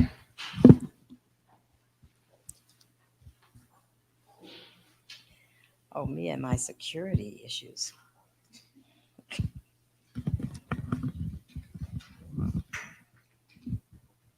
I am so sorry. I have all these security issues on my phone, and I'm sure everyone is aware on these devices, you do have to have that. Okay? But I do have it right here. Okay. Sandy Scarlata. Got it. Okay. Is a two-time award-winning and international best-selling author, certified life coach since 2004, professional speaker, Reiki master teacher, retired U.S. national and international figure skating coach. Wow. Gold medalist in ice dancing, and has spent the past 20 years helping people create lasting changes in their lives. Sound a little bit like me. You got all these things behind your name and experiences. Great. As a thought leader, Sandy has over 30 years of corporate experience, has owned multiple businesses, and is known for her authenticity, well, you know what I'm trying to say, in leading and motivating terms. It's been a long day for me. She has a bachelor's degree in business management with a certificate in human resources. Sandy's recent best-selling book, Happiness Solved, Climbing 100 Steps, is a self-improvement book, part memoir, and workbook. She is also the host of the Happiness Solved podcast, which is ranked in the top 10% globally. Sandy is a high-performance results coach and offers group coaching programs, online courses, and one-on-one coaching. She has been featured on Cheddar News, Virginia This Morning, Good Morning Arizona, CBS, NBC, Fox, and dozens of podcasts. I bring to you Sandy Scarlata.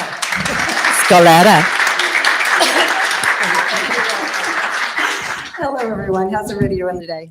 Is everybody happy? Because, you know, that's kind of my thing. Yeah. So I was born in Virginia Beach and have been living in the DC metro area since I was 3 years old. So who here is from DC, Maryland, or Virginia? Okay, I know, because I know a lot of people come from a little bit around the area. So in 1989, my ex-husband and I decided to move to Reston, Virginia. So the people that are from here know that Reston used to be just a planned community, and today it's this massive little metropolis, if you will, like suburb of Tysons, which is a suburb of DC. So in 1989, when we were moving out here, they said to me, like dozens of people said to me, you know what they say about Reston? I'm like, what? Because I'm like, I didn't even own a car because I lived in the city. Like, you're not dead yet, you're just resting. So anyway, I was so nervous because, like I said, I'm like, where are you moving me to? But so yeah, I've been out there ever since. But my story began in 1978, and I'm going to give you the very short Cliff Notes version because all of you are getting a free copy of my book, which is in the pink bags, and you can read all about it.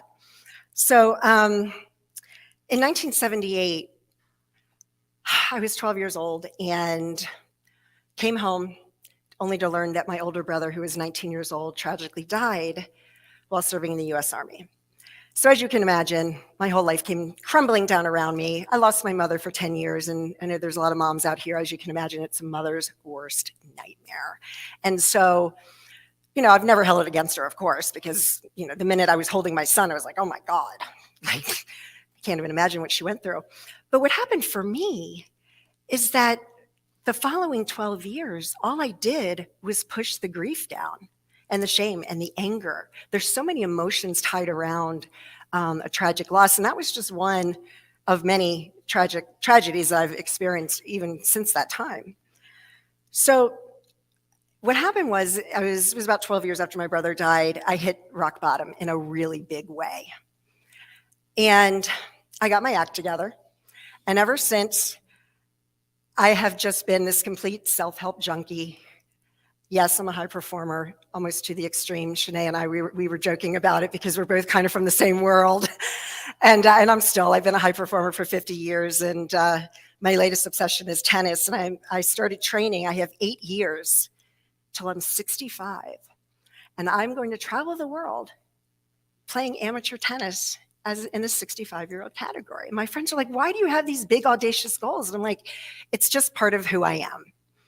So who all here is a high performer? Who considers himself a high performer? Yeah, right? We have a lot of those out here. Exactly. That's awesome. So here's what I found though.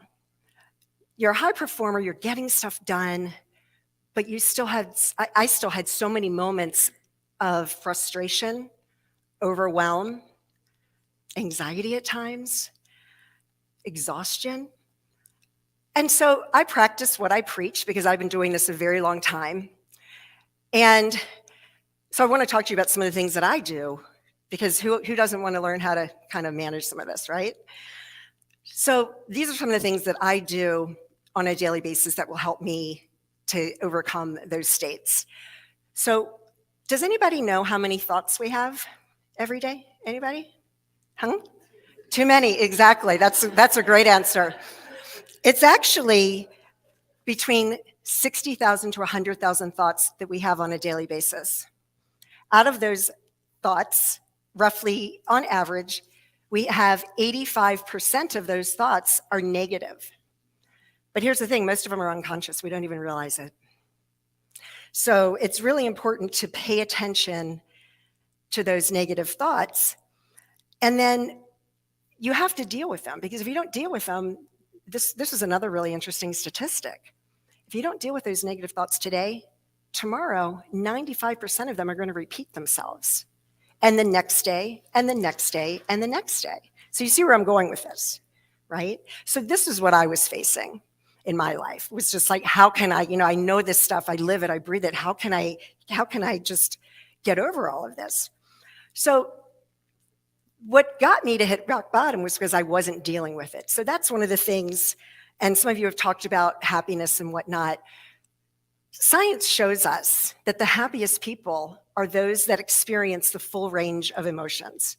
And I think, especially as women, we make ourselves wrong too often because I shouldn't be angry. I shouldn't be frustrated. And here's the thing, you have to feel that because for so long, I was trying to go over it, around it, under it, and you can't work through those emotions that way. You have to go through it. So you have to sit in the emotions. And however long that takes you, sometimes it can be an hour. The more you practice sitting in your emotions, the easier it will become. But then you have to get to a place of gratitude and be grateful. Because when you can be grateful for that experience, you'll begin to see that this happened for me and not to me. Because those 12 years, I was so angry, how dare he die, right? And just ruin everything for me. I was that victim. But until I learned that that experience happened for me, then you can begin to heal and live your life. So the thing was, a couple of years ago, was after I finished writing this book in January of 2020. And it's funny because in somewhere in here I talk about, you have to deal with this negativity and the anger, else it's going to become a virus. It's going to spread like a virus, right? That was January 2020. Look what happened after that. So yeah, I don't know if it was just, but I still believe that. I mean, it's still, regardless if it shows up in COVID or other dis-ease in your body, it's going to affect you for sure. So the past couple of years, I've been really looking for, I love being in this zone of excellence as a high performer. Call it your zone of excellence, where, you're getting stuff done. But every now and then, I'd have these experiences. Like, imagine a day where you wake up and everything just flows, and it flows, and it flows. All of a sudden, opportunities show up you didn't expect, right? That's what I call your zone of genius. And as an athlete, the elite athletes and business leaders that I work with, they're in their zone of genius every single day. Some of my amateur athletes, I have to train them, you got to be in your zone of genius every day, because if you wait until the day it matters, sometimes it's too late. So being in your zone of genius, that's when the miracles happen. And so what's really happening when you're in that zone, who's familiar with the law of attraction? I mean, most people are, right? I was teaching the law of attraction in the early 2000s, and when The Secret came out, I was like, there's a name for what I'm teaching? I didn't even know there was such a thing. But it just always made sense to me. So being in your zone of genius is all about getting in alignment and keeping your vibrational frequency at a high level. So when we're in a state of mind that is gratitude, love, joy, you're up here. When you're frustrated, angry, depressed, shameful, that's down here. Okay? So the key is being able to shift your mindset and get into that zone of genius if you really want to create magic in your life, create miracles, create opportunities. That's where you want to go. So I want to share with you a tool that I learned. I first heard about it in 2006. You know how sometimes you hear something like, oh yeah, that's really great, and then you forget about it. And that just means, for me, that just shows up in a way that, like, okay, I just wasn't ready to really absorb this information. Well, I've absorbed this information. I tell you, my life has changed tenfold. And it's 4 things that you say to yourself. You say, I love you, first. So when you're saying I love you, what you're doing is you're acknowledging your higher power, the universe, God, Allah, Buddha, Jesus, whoever it is that you pray to. It doesn't matter. My husband has a lucky star. So you say I love you because you want to acknowledge that. And the next thing you want to say is, I'm sorry. Now, this really trips people up, because most people are like, why would I apologize? Why would I say I haven't done anything wrong? And a good way to think of that is, have you ever been in the grocery store? We all have. And you bump into somebody. What is the first thing you say? I'm sorry. Yeah. So you're saying, I'm sorry for having that unconscious thought. I'm sorry that I was having these negative thoughts. I'm sorry, whatever, fill in the blank. And then you say, please forgive me. So you're asking for forgiveness. And we all know, most people know what forgiveness is. Sometimes it's harder to practice. I have a whole chapter in here. It's called the F word. Because a lot of times people forgiveness, oh God, she's going to start, reading Bible verses or something to me. And like, no. Forgiveness is a human thing that we all need to practice. It's a human activity. It's a human thought process. And all you're doing is you're saying is, whatever happened, if somebody did something to you, you're not letting them off the hook. All you're doing is you're allowing them to take up space in your head. Like, let it go. They don't care that you're thinking about them. They have no idea, right? So you have to forgive. The last step is say thank you. And that's the gratitude. I love you. I'm sorry. Please forgive me. Thank you. You guys want to try it? You want to try it? Okay. So 4 minutes? Okay. So first thing you want to do is, everybody, because if you really want this to work, you want to do some breathing. So let's all just take a deep breath in through your nose, out through your mouth. In through your nose, out through your mouth, in through your nose, and out through your mouth. Okay, repeat after me. I love you. I'm sorry. Please forgive me. Thank you. All right.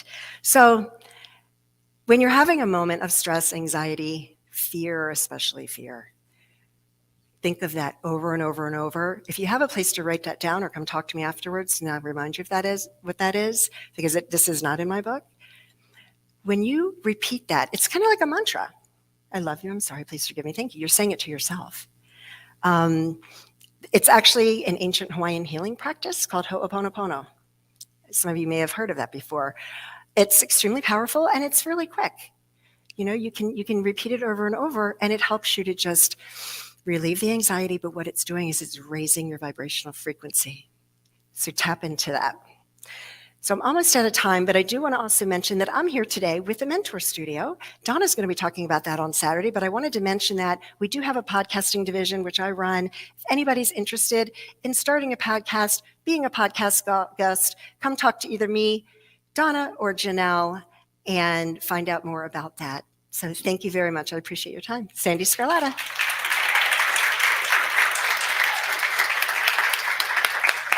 Thank you.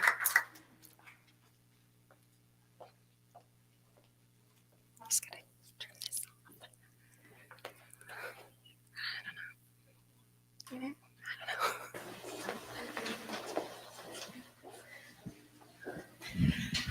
Okay, we're gonna roll with the punches here so that our keynote speaker will be able to be a part of the, what did we call it, Q&A? Q&A. It's been a long day, okay? And so we're going to let her speak at this time, and then we'll get her mic'd up. And then we will have another Q&A. So get your questions ready. All the other speakers will be here, including Andriana. Okay? So he's telling me to still talk. I don't sing. I don't sing. I haven't sang in so long. Oh, what could I sing? What could I sing? What could I sing? Jesus loves me, this I know, for the Bible tells me so. Little ones to him belong. They are weak, but he is strong. Sing with me. Yes, Jesus loves me. Yes, Jesus loves me. Yes, Jesus loves me. For the Bible tells me so.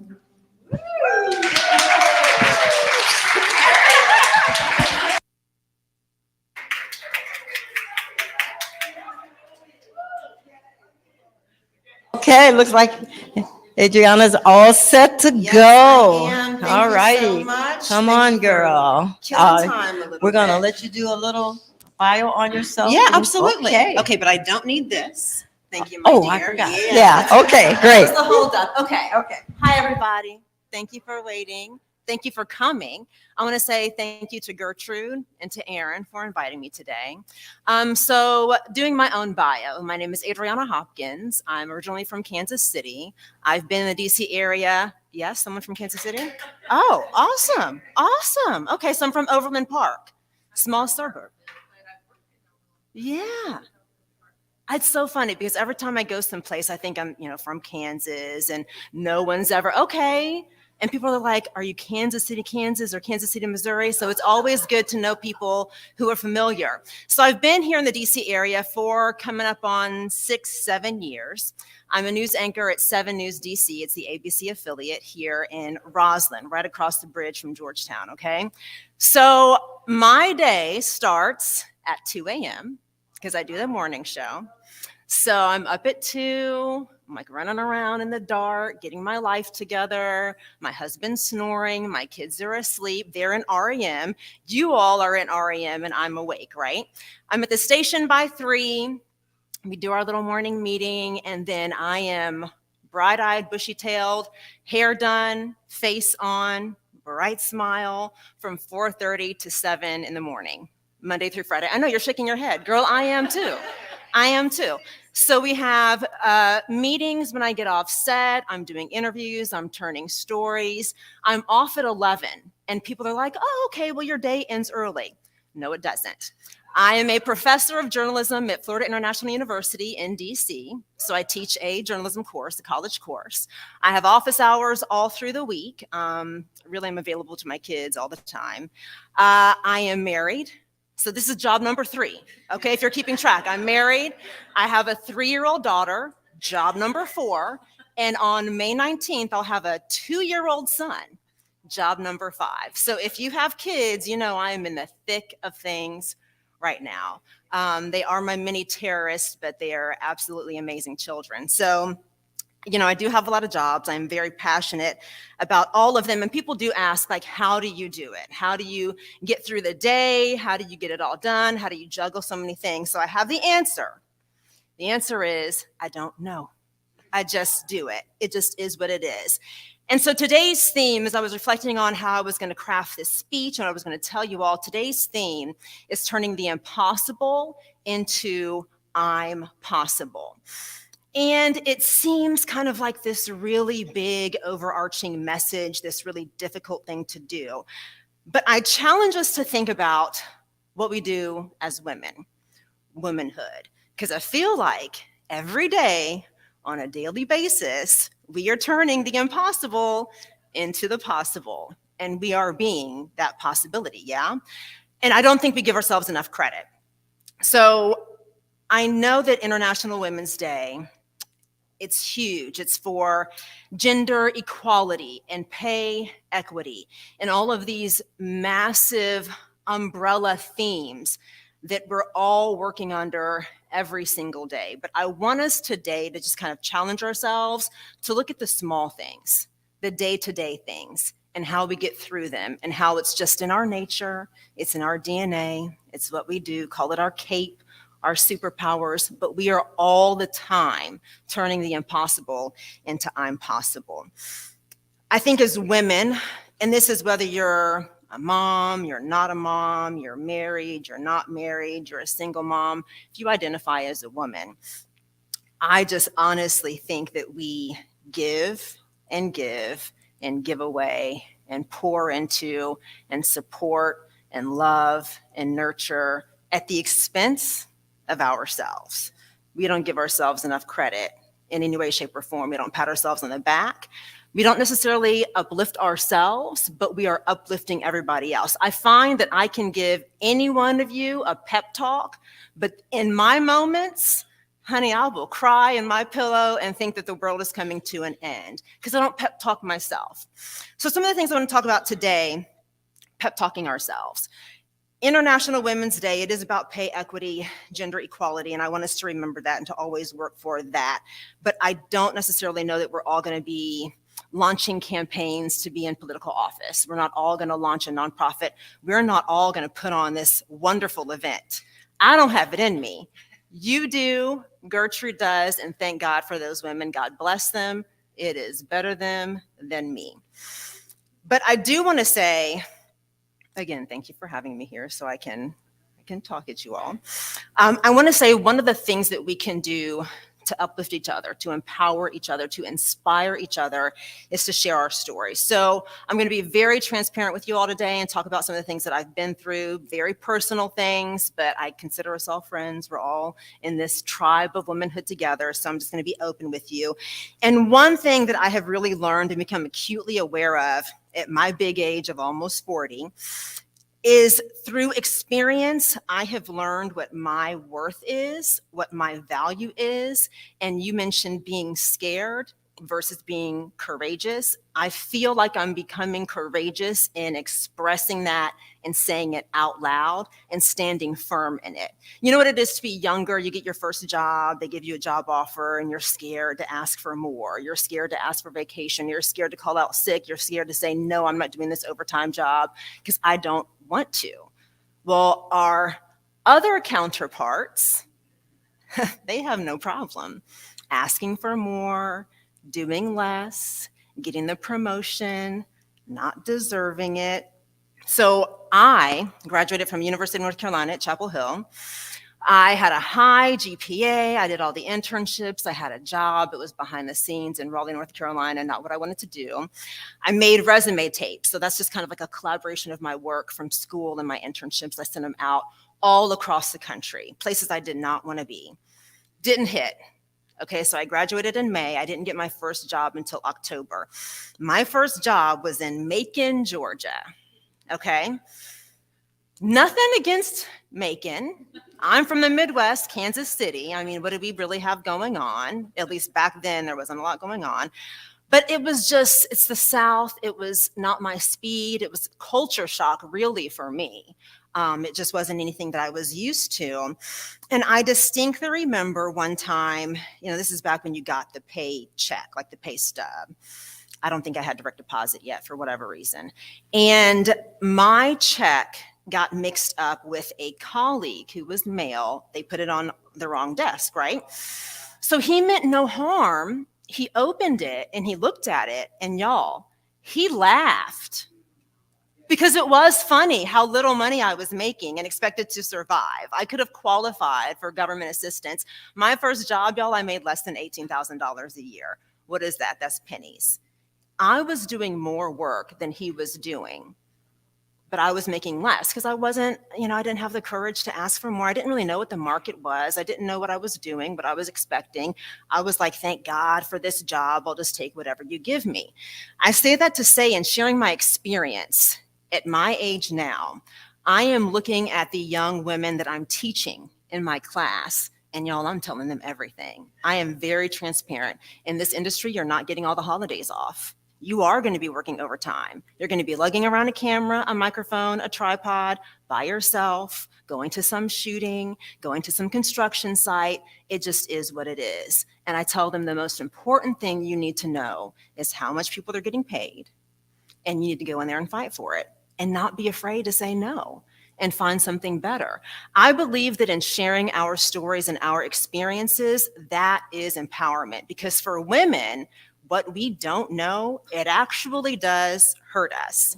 And you best believe the other side, they're talking to each other on the golf course, at the bars, everywhere. They are sharing this information and looking out for each other. So we have to do that too. That, in my opinion, is big time empowerment.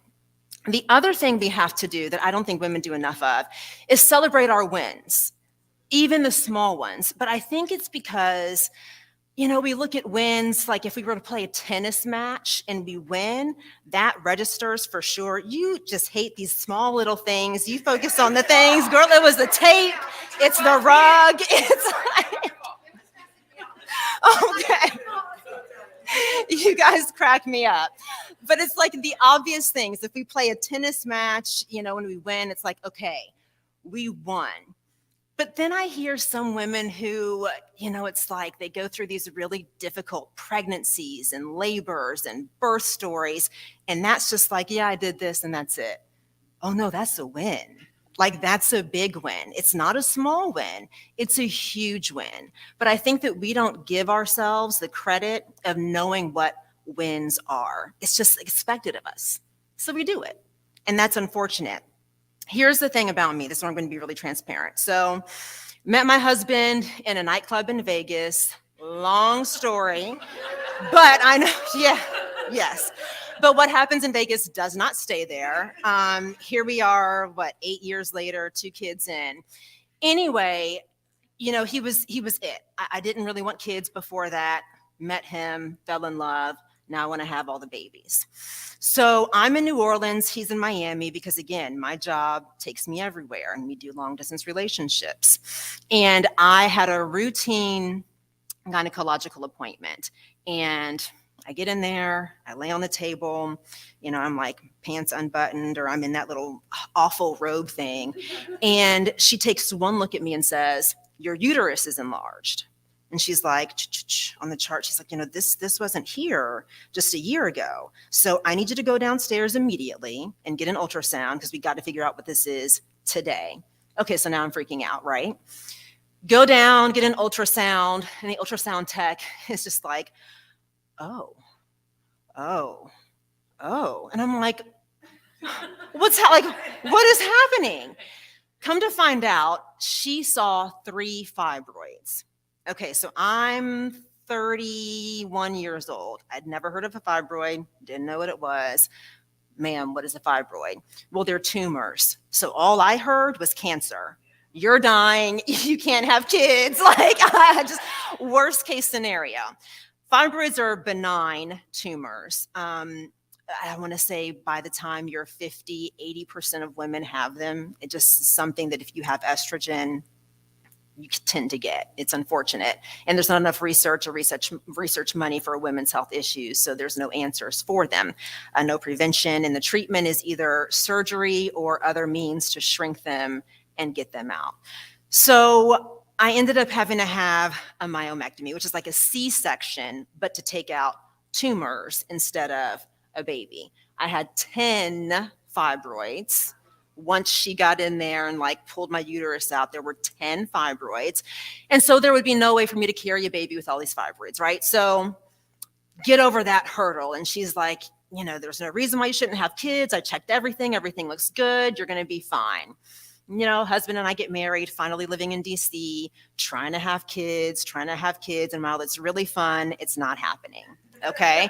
And so, you know, go to a doctor here, runs all the tests on me and my husband. Well, you guys are great. Your numbers look good. This is unexplained infertility, which at this point I'm like, give me an explained infertility so we can fix it. Like unexplained doesn't make any sense.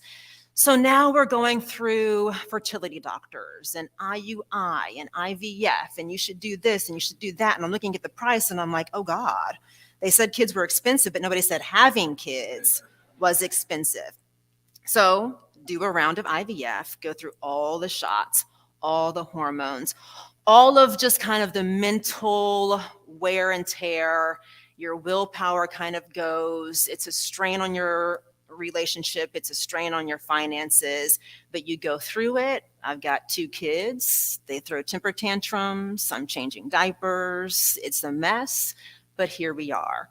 All that to say, it took me a while to be able to tell people I had fibroids, I had infertility, I did IVF. You know, I feel like women just sneeze and they're pregnant. And I'm like going through all this trouble. And it is a little bit shameful. And I did, as I say, wrestle with God. I had all the questions, why me? I thought I was living a perfect life. And why am I going through this?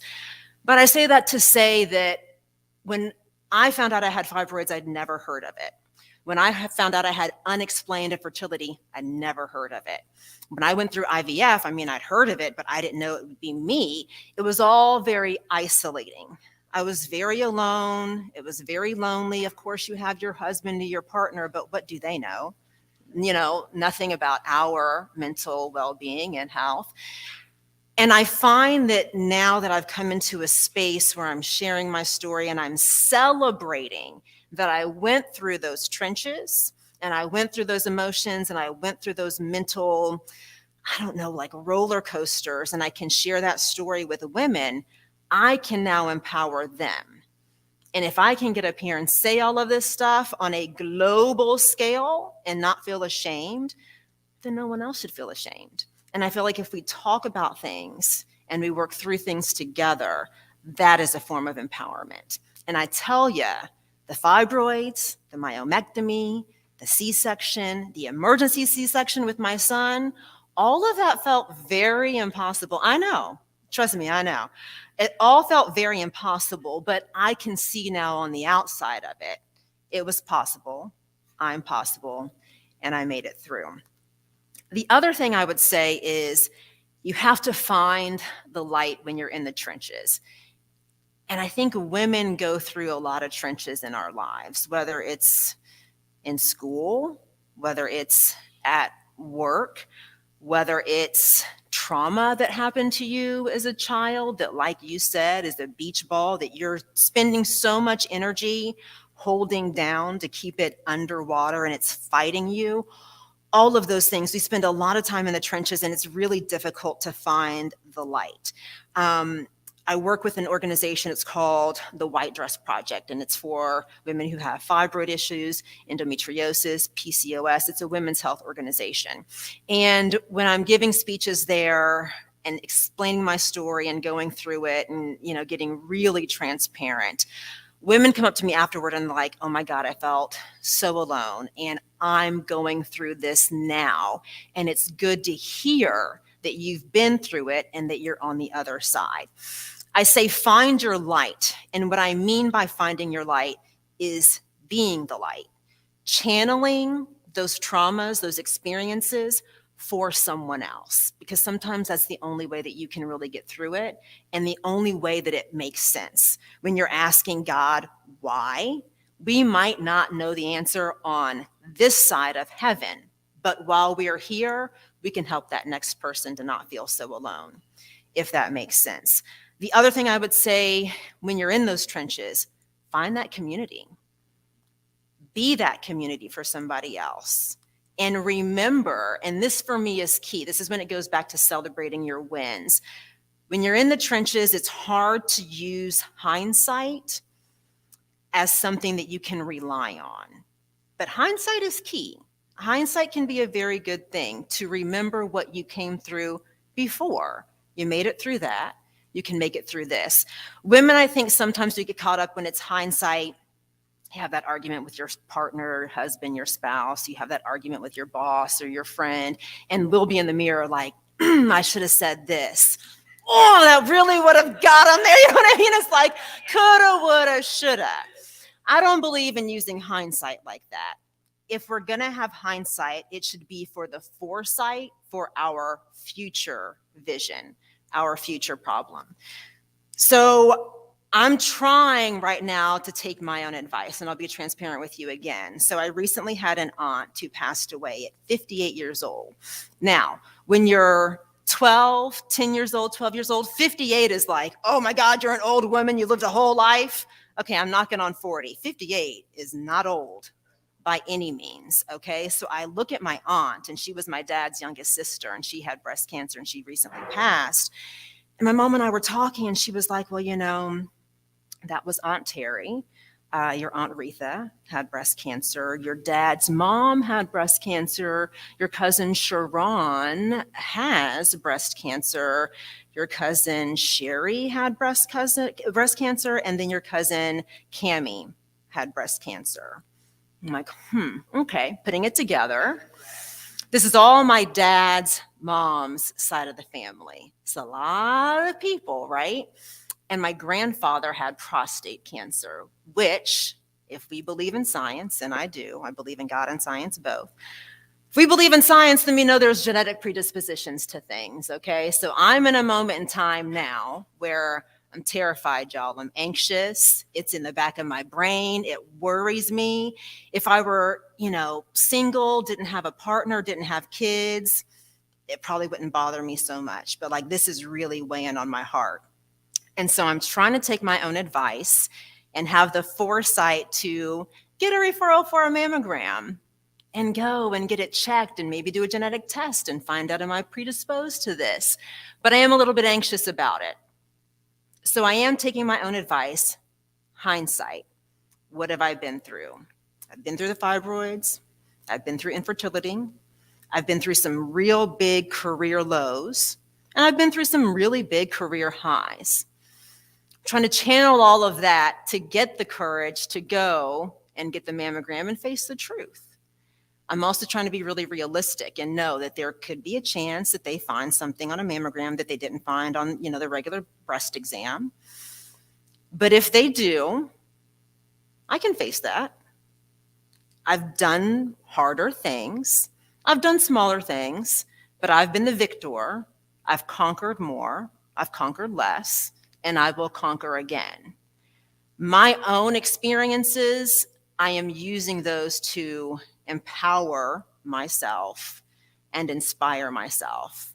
It's a little hard to do, but I think it's necessary to do. I think as women, we definitely don't do that enough. I am not going to keep you all much longer, but I do want to say, and I want to encourage everyone to just on a daily basis. I know it's International Women's Day, but I encourage us on a daily basis to always shift our mindset. And our mindset is impossible into I'm possible. We've been there before. We've all had the impossible moments, and we've all come out on the other side. The victory is absolutely possible. We've all been possible before. It's the small things. You went to work. You worked the entire day. You were there for your partner. You were there for your kids. You were there for your friends. You were there for your boss. Be there for you. You have to take time for you, and we should be doing that every day. But as we come through these difficult moments in life when things seem really impossible, I just want us to remember the day to day, because we are doing it every single day. It's the women who are doing it and getting it done.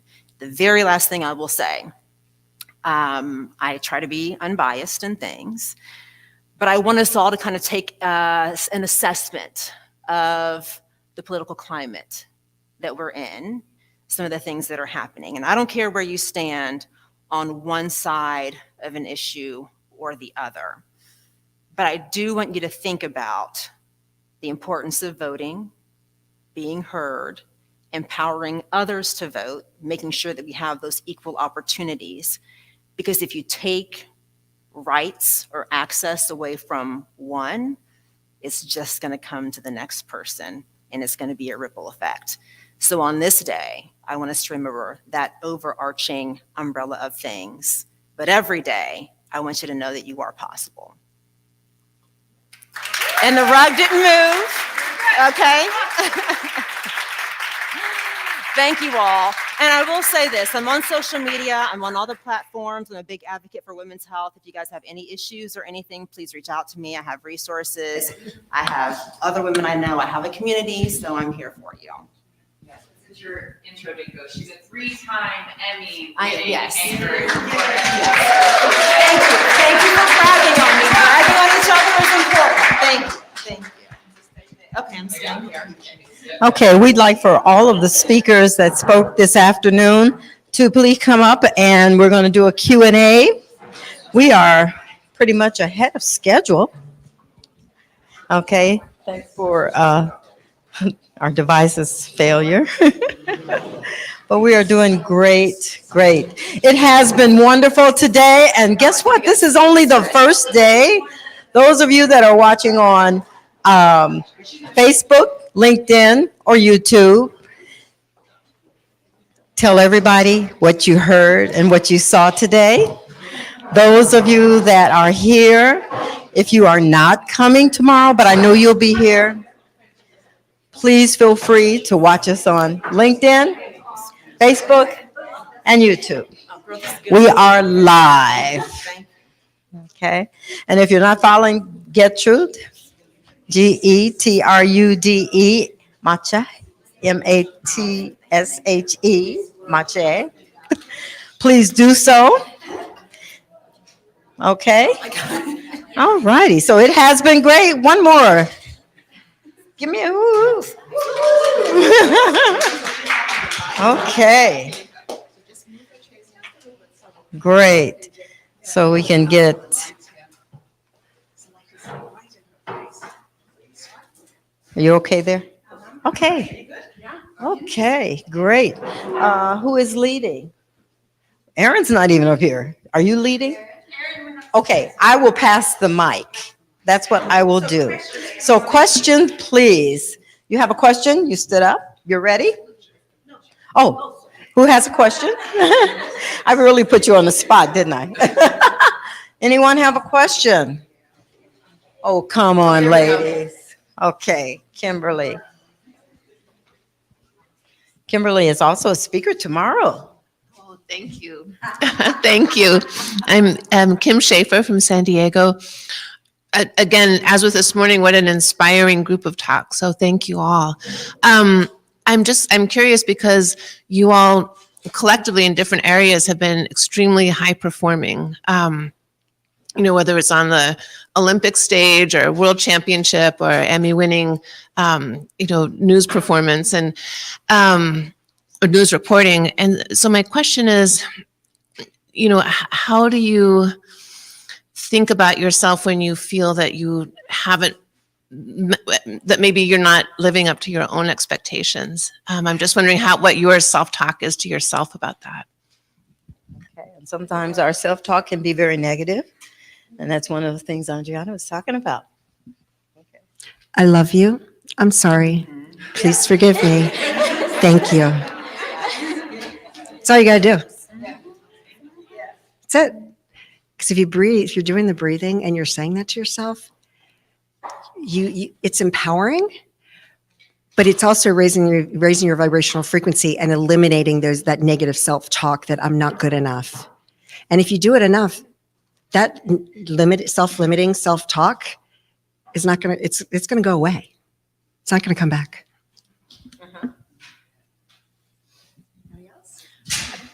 I would say that I absolutely agree with that, because I think that I think those affirmations, I'm not a huge fan of the word affirmations, but those affirmations give you grace that women don't give themselves. I feel like women are very critical of ourselves. We'll beat ourselves up over the dumbest things. And in all honesty, sometimes I look at my husband and I'm like, you haven't done anything today. I have done so many more things than you. Why am I beating myself up? Honestly, I do. I'm like, I've done a million things today, and all you did was make the kids dinner with the groceries I shopped for. You know what I mean? Like, so I just feel like, and the other thing I would add is my daughter is 3, and I have become hyper aware of the things I see about myself, because this is the age when kids imitate and repeat and emulate. And I think I might have said something one time, and she said it, and I was like, oh, I will never again say anything disparaging or critical of myself, because I don't want to instill in her at this young age that this is how you talk about yourself or treat yourself. Because when you learn something, it's hard to unlearn it. Like shifting that mindset can be very difficult. And I'd like to reiterate, to talk back to that negative tape in your head. You can't often control the first thought that pops into your head, but you can control the second thought, and you can control your actions in any situation. And brain studies affirm that you can rewire your brain. Affirmations are a tool that I thought were complete BS until I started doing them. In one rehab, I was forced to say out loud 3 affirmations in front of a group for 45 days. And by the end of the 45 days, I actually believed them. Like, I thought it was ridiculous to say into a mirror, I am enough. I will grow from this experience. And I had a really poor attitude about it. But truly, repetition strengthens the neural pathways in your brain, and you form strong connections. So don't have disdain for it like I did. Adopt that tool in your toolkit. Any other questions? And yeah, I'll answer that as well. Another thing that I've learned over the years, because when you are a high performance athlete and doing circus, I mean, you always usually have another day, and that's what you really get used to. You have to do another show.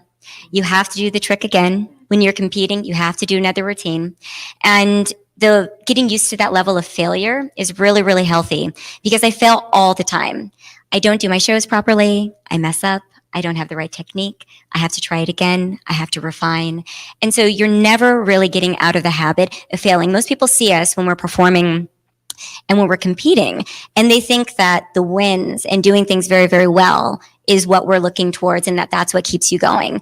But it's the fact that we're constantly making mistakes and falling down, and it's how you get back up. If you've ever seen anyone competing, the ability to get back up and continue to do that is the hardest part, but that's the part that really sets you up for that kind of success, because when you're used to things really falling apart all the time, especially in front of a lot of people or at risk to your own personal safety, physical safety, or, you know, mental acuity, all of those things, it really kind of nullifies that negative self-talk. You don't really have time when you're in the air dangling from like 30 feet, or you're expecting somebody to catch you and not drop you on your face. You don't really have enough time to doubt yourself so much.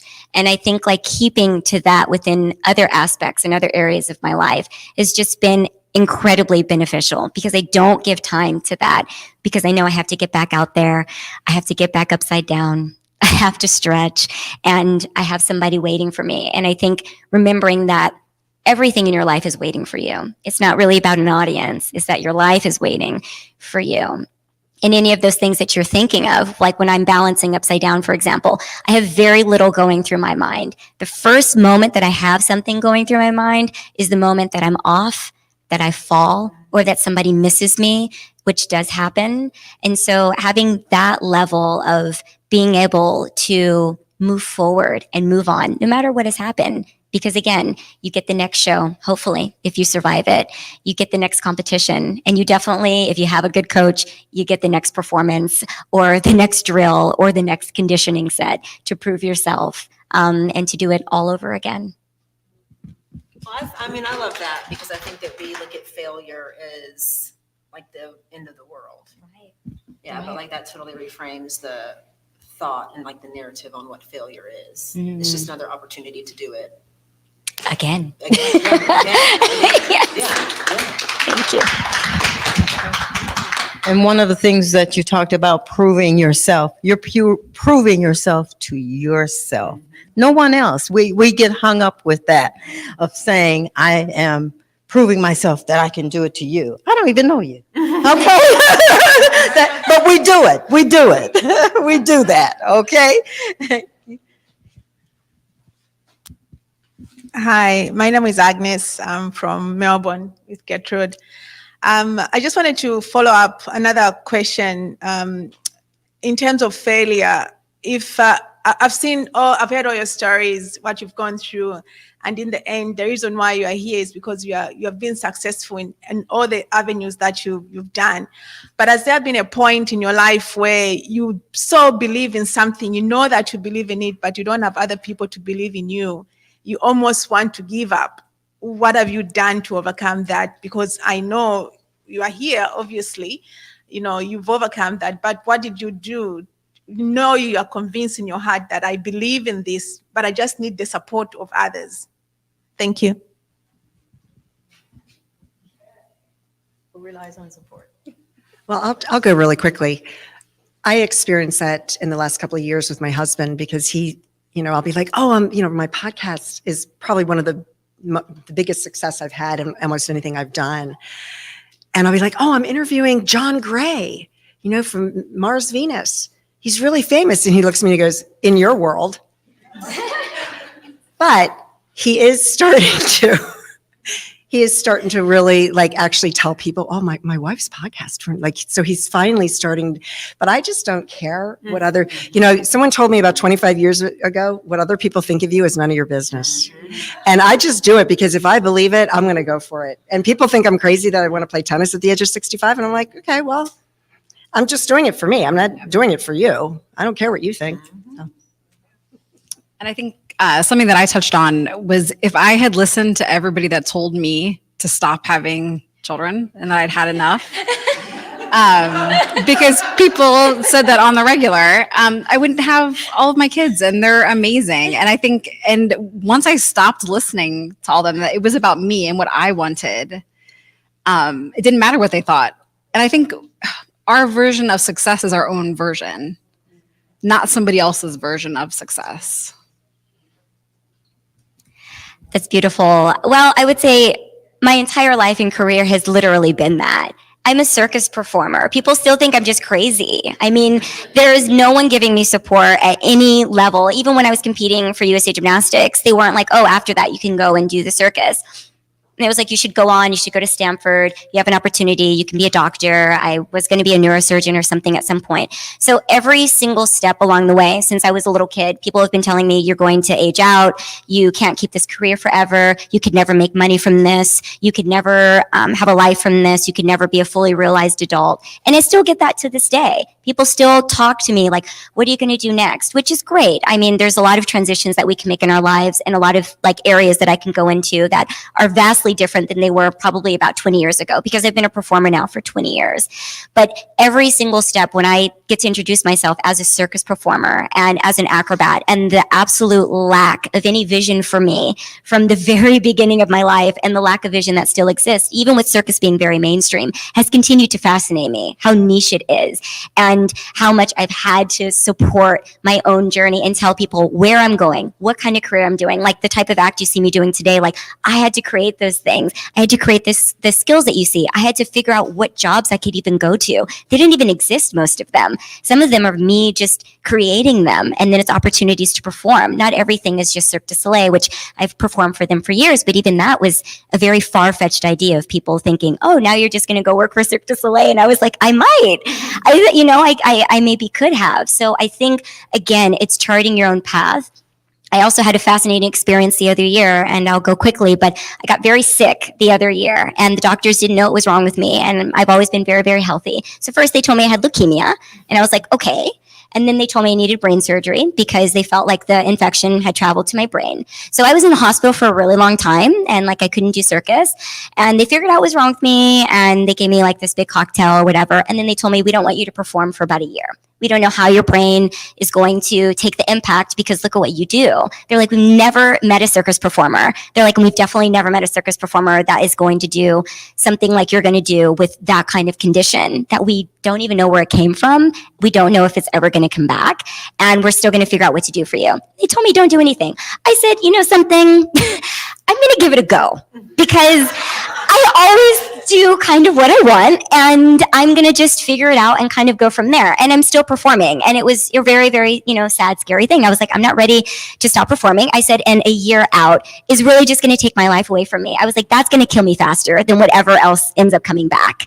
And that's really always what I've done with people. They've always told me no, and I've always gone and done it anyway, even if it's at the risk of my life, which I'm used to risking my life all the time anyway in this job.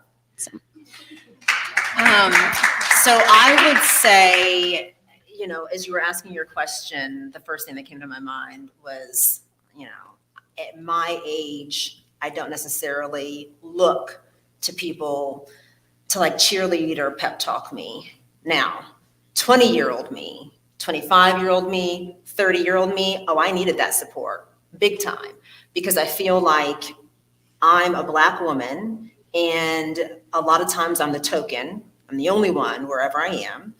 And even in the year 2023, I feel like there's a lot of minority women. It's the first woman to go to the moon, the first woman to do this, the first Black woman, the first Asian woman, it's all of these first in 2023. So younger me, yeah, I needed that support. I had my mom. My mom cheerled everything that I ever wanted to do. I had my dad, I had family, I had people, but all that to say, I know now that with age and experience comes that level of confidence to not really care about what other people think. But it's important for me now to tell my 20-year-old students before they embark in this crazy competitive industry, I'm going to be there for you. Here's my phone number, here's my email. You call, you email, you reach out, you text. Not just when we're in class, but after you graduate, because I know that they're going to need that support. And so I do try to mentor, I do try to pour into younger women. And the cheerleading isn't like, you can do it, go, rah, rah. It's like, you can do it. You will do it. You will succeed at this. You're not an imposter. You belong here. You worked hard to be here. You deserve this, to build up the confidence so that when they get to my age, they don't need the support, and they're in turn pouring into other people. depression and anxiety are part of my story, and I suspect it's part of many people's stories. We talk about it now. We didn't used to talk about it. And when I blew up my marriage and my family, I was in a very low point. And my brain was telling me my kids would be better off if I were no longer here. So thank God I shared that in an AA meeting, because I was getting ready to kill myself. And I shared it, and a woman walked up to me, looked me in the eyes, took my shoulders, and said, "Maria, if you think your kids are messed up now, they will be more messed up if their mother kills herself." And in that moment, I realized that killing myself was the easy way out, and killing myself would be an intensely selfish act. And I suspect that everyone in here has at least one person who cares about them and loves them. So if you ever get in that low of a point of giving up, think again. Think, who else would I be hurting? Because it's not really fair. In some ways, that's the easy way out. And nobody deserves to lose a loved one that way.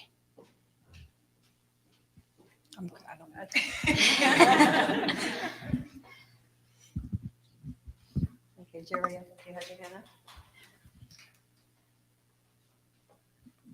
up? Hi, I'm Jerry O'Lyon, and was in California almost all my life, but I'm now relocated into Utah. And so I kind of have some different questions for different people. I hope that's okay. I'll just ask them all at once so you get a chance to think about it. For my mom of 10, I was one of 10. So I know what you're going through from that perspective. My mom left when I was young, so I got to be in your position for a while, and it was lovely. I want to tell you, now I'm married to a man that has 11 kids and I have 4. So your joy your gift will be when you get older, you get to be my age and you have grandchildren and great-grandchildren. And that I'm just gonna tell you, your heart is gonna swell to a point where you just won't even believe it. And so I want you to look forward to that, because these times you're going through, it's amazing what you're doing. It's amazing. I would have loved to have had a mom like you. And to Jane, I am a recovered alcoholic too. 45 years. I love your story. I love that you are fighting, and you're going to continue to fight, because it's worth it. It's worth it all the way through. Yeah. This was a very inspiring panel. Everything everyone said was wonderful. I just have one question. What was that thing you were talking about? Someone taking, they're going through hot flashes. The hot flash. What is black? What is that? Okay. So anyway. Yeah. Okay. So the reason I'm asking is I have daughters and daughter-in-laws starting to go through it. I'm 71 and I'm way past that, but I don't know what to tell them. I got lucky. I really got lucky. When I went through menopause, I didn't have a bad time, but I'm seeing younger people going through much harder times. And we've had some really great talks today about diet and how you take care of your body. And I want to know, I eat pretty healthy, and I think that is very important. What can I say to them about what they're eating, or does that have something to do with why they're going through such a hard time? My sister and I went through it at the same time. Hers was horrific. Mine was not. I don't know why that difference. So if anyone wants to talk about that, that would be great. I mean, personally, I think the reason why there's just such a, you know, you think about even young women who are getting their periods at like 9 and 10 now, right? And I think a lot of it is because of the hormones in the food, especially the meat and stuff. So, and then you look at a lot of like the soy, and you look at a lot of the BPAs and the plastics and toxins and stuff. I mean, now, to be honest, I feel like everyone says something is toxic. So you have to kind of pick your battles, I believe. Otherwise, you're going to continuously stress yourself out. You know, when you say, can you elaborate a little bit more on the question you're asking, just so I understand correctly? What are they doing? Is there stuff? Because I don't know a lot about the nutritional part. Mhm. At a younger age, I didn't do nutrition. Yeah. As I've gotten older, and I want to stay feeling as good as I do. And so Yeah, sure. You know, I think it's individualized at the end of the day. I mean, people talk about keto and paleo and Whole30 and blah, blah, blah, right? At the end of the day, it comes down to what you can do consistently that's healthy for you. Some people have really high blood sugar consistently, so they do better with a little bit lower carb diet. Others are, you know, intense athletes and they need a little bit more carbs. Again, I think it's so individualized, but you can't go wrong with fruits and vegetables, getting, you know, healthy fats, avocado, coconut oil, olive oil, you know, getting the healthy proteins. A lot of women, this is just my opinion, a lot of women do not eat enough protein, and those are the amino acids just for a healthy mind, neurotransmitter support, gut health, all of those things.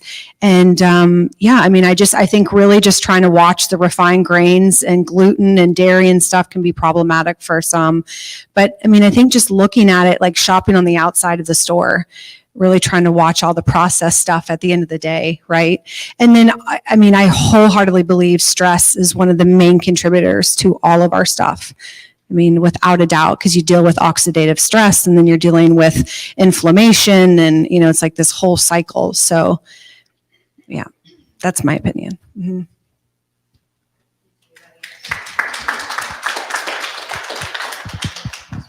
Yes, I know what black cohosh is, and and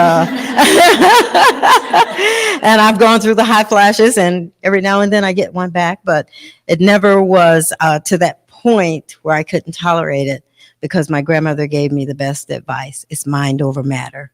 Calm yourself down, talk to yourself, sit still, and know what triggers. Now, I still eat chocolate, I still eat caffeine, drink caffeine, and I know all of that triggers, and a little alcohol. But I just suffer through it if I want it. And then, then I take my black cohosh and I'm fine. And just for the record, I am 73 years old. So it has something to do with exercise and dieting, the whole thing. And I love Google. I go on, I find out everything. Somebody sent me an oil and I vet everything. Gertrude knows I vet everything. I mean, I'm like, okay, is that real? Is that really real? And I get all the opinions. So a lot of times you have to tell our young, you got the phone in your hand, look it up. Okay? Those facts are true. And you have to find what fits for you. And I'm not a health professional, but you know. I'm not a health professional either. I am a personal trainer, but I'm not a health professional. But they did a study on women in Asia several years ago regarding this subject, and they found out that those women didn't have hot flashes. They didn't go through the change, but as soon as they came to North America and they started eating the way North Americans eat, then they started having that. Yeah, it's the way we process our foods most of the time. Mm-hmm. Any other comments from the panel? Okay. What time is it? Okay. Okay. Well, are we recording?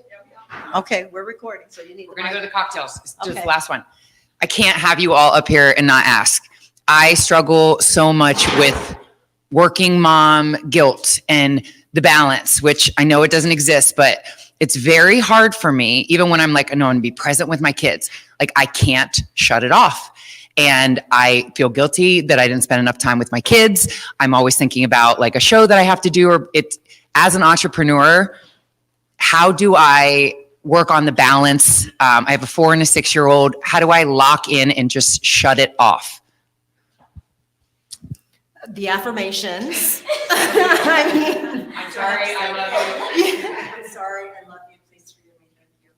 What does? So those, yeah, and I know I don't love the word affirmation. And when I work with my clients, I call it phrases. I said the 4 phrases. And what it does, you can apply that to every single thought that you're having in your mind. It doesn't matter. So mom guilt is a real thing. Okay. I did an article on it last year, and I'm like, they said, I'm a contributor for a local magazine, and they asked me to do an article on mom guilt. I'm like, is that a thing? And I started researching. I was like, I thought I was the only one. I thought it was just me. And I was so relieved because, again, it's one of those negative emotions you have to sit in and feel it because it's real. So it's real. You have to sit and be like, okay, I'm having this guilt. It's real. And then at some point, because you have to continue on with your life, right? So you can't, keep harboring on that. So whether it's mom guilt, anger, somebody, whatever, cut you off in traffic. I mean, whatever it is. And when you say the affirmations and the phrases that I suggested, it's going to, it'll start to, it's almost like, imagine like, you put the Alka-Seltzer in and it's a tablet and it starts fizzling away. Like that's what'll happen if you just keep saying it over and over. So it works on everything. I think society tells us that we have to be present all the time, and it's not humanly possible. We can't be. There's so many other things going on.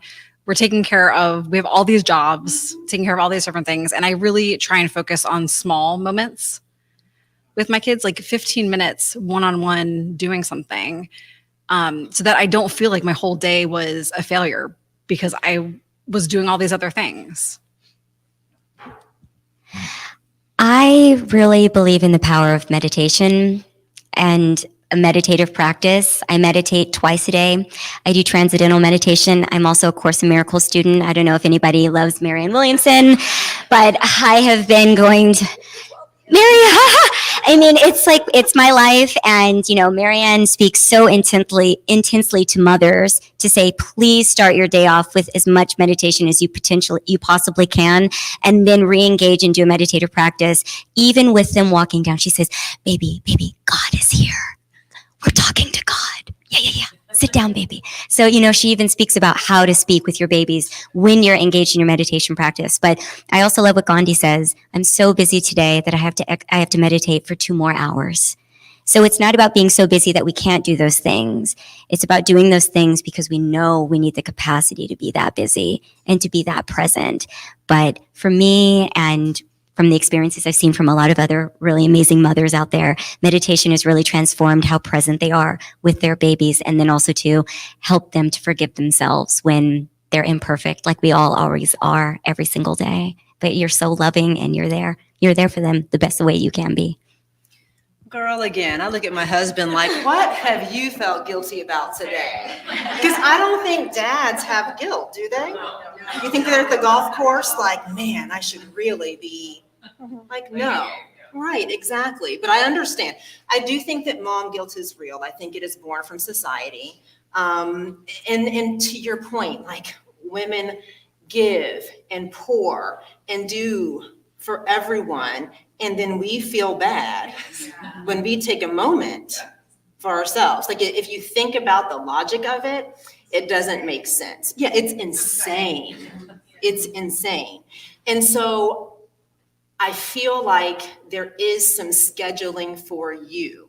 And there is, if you literally have to pull out a calendar and say from this time to this time, I'm going to do me. And sometimes my me is like taking a nap.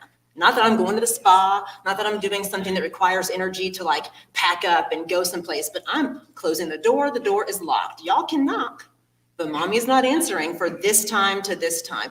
I think that's fair. Like, I really do think that's fair.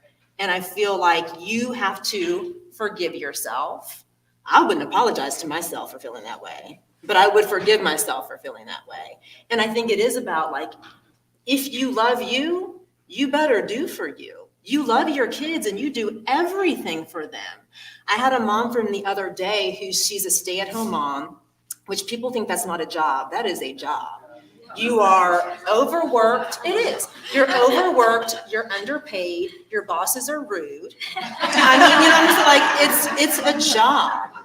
And she said that she wanted something for herself. She's on this entrepreneurship journey. And she said she feels resentment for her kids when she's with them because she's pouring into them. And then she feels guilt for herself when she's doing her entrepreneurship journey. And I'm like, you have got to, yeah, I know, but it's not fair.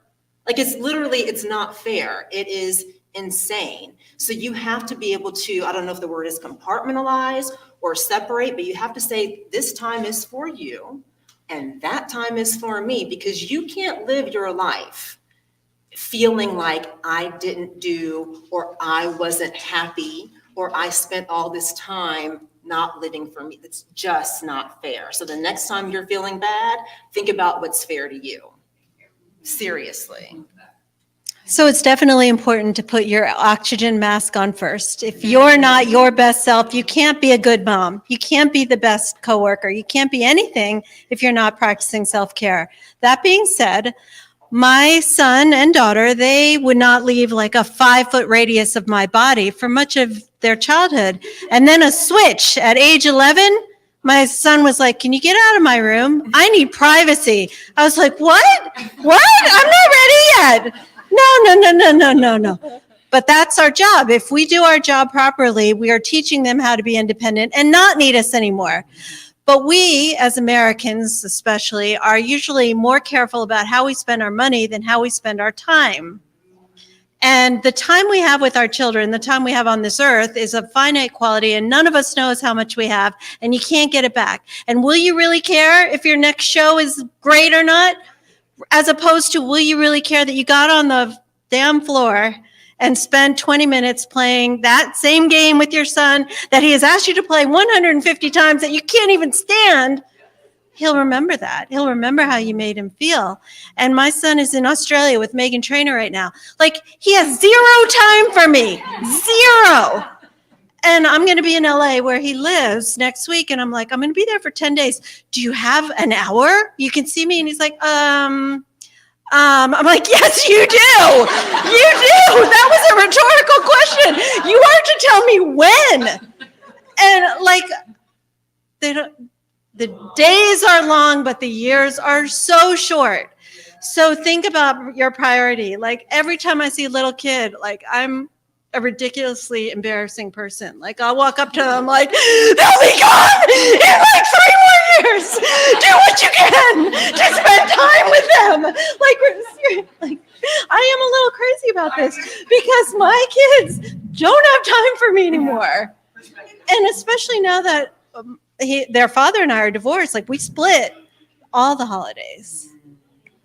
And it hurts when they want to pick dad's mansion over mom's little cottage, you know? It hurts. So just like treasure those moments because it goes so fast. Can I add something to that? I read a book called Refuse to Choose.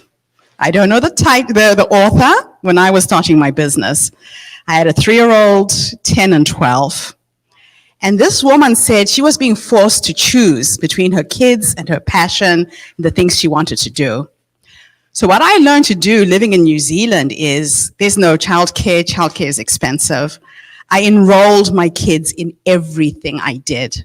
I've been to 56 countries.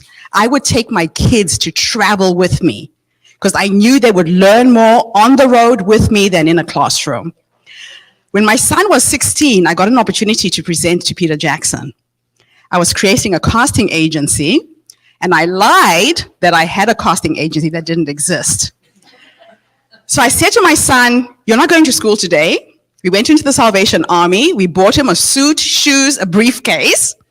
And I said, when we walk into Peter Jackson's office, you're going to set up the PowerPoint, look busy, pull out your notepad, scribble notes, act like you're my assistant. He's now a professional actor.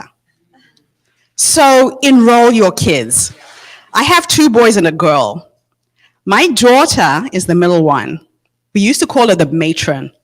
She did no work when I was away on my business trips. She organized the house. She would get the boys to wash the dishes. My kids learned to iron their own clothes when they were 8. So there's nothing wrong with you empowering your kids with skills. Mothers are doing way too much for their children. When they leave home, they can't even iron a shirt. Love them, but empower them with skills so when they leave your house, they know what to do with themselves. And like you said, you're going to blink and they'll be out of your house and you will miss it. I have to say one thing though. I think we love our children and we treasure our children, but it's also okay to not love all the aspects of motherhood. And not feel guilty about it. Not feel guilty about not loving every aspect. It's easy to love our kids. It's hard to do everything else while taking care of our kids. But those appointments that you make, those dates, is one of the best things I did with my kids. They were in my calendar.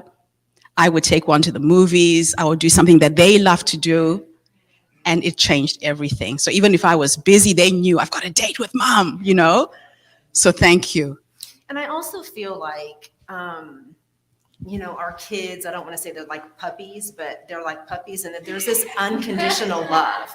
Like, we think that we're like harming them by living our lives. No, I mean, yeah. And they're happy to see you when you come back, you know, and it just, well, mostly. They're not puppies, but they're like it. You get what I'm saying, right? No, they don't know about time. They just know that they love you. And so you just have to rest in that. But girl, the guilt, you got to let that go. And you're also modeling a successful Yes. You're modeling someone who takes care of herself. And you have a girl, and that's key. Yeah. Okay. Absolutely. Okay, we're going to wrap up at this time, and I'm going to ask all of the presenters to come forward, and then we're going to get pictures. Okay? And while you're gathering,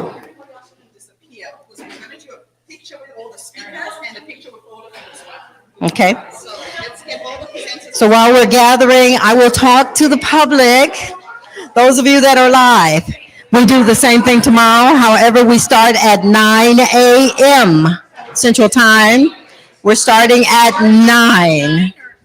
Speakers starts at 9, or what time are we supposed to be here? Aaron, speakers at 9, or we're open at We open at 9 and the first speaker tomorrow is at 9:30. Okay, first speaker, 9:30. Okay, so I am talking to the public at this time, and I would like to thank you for attending. I would like to thank you for all that you've done and that you have been present with us today. We are live on LinkedIn as we gather for pictures. We are also on Facebook Live as well as YouTube. Getrude and LinkedIn. Getrude Matcha, Getrude, Mache, Matshe. You can find her on all of social media, and we will be live tomorrow. And you thought it was good today? This is truly global. As you've noticed, we have people from all over the world. And we'd like to thank you as they prepare for their pictures. Thank you. You can just end the broadcast.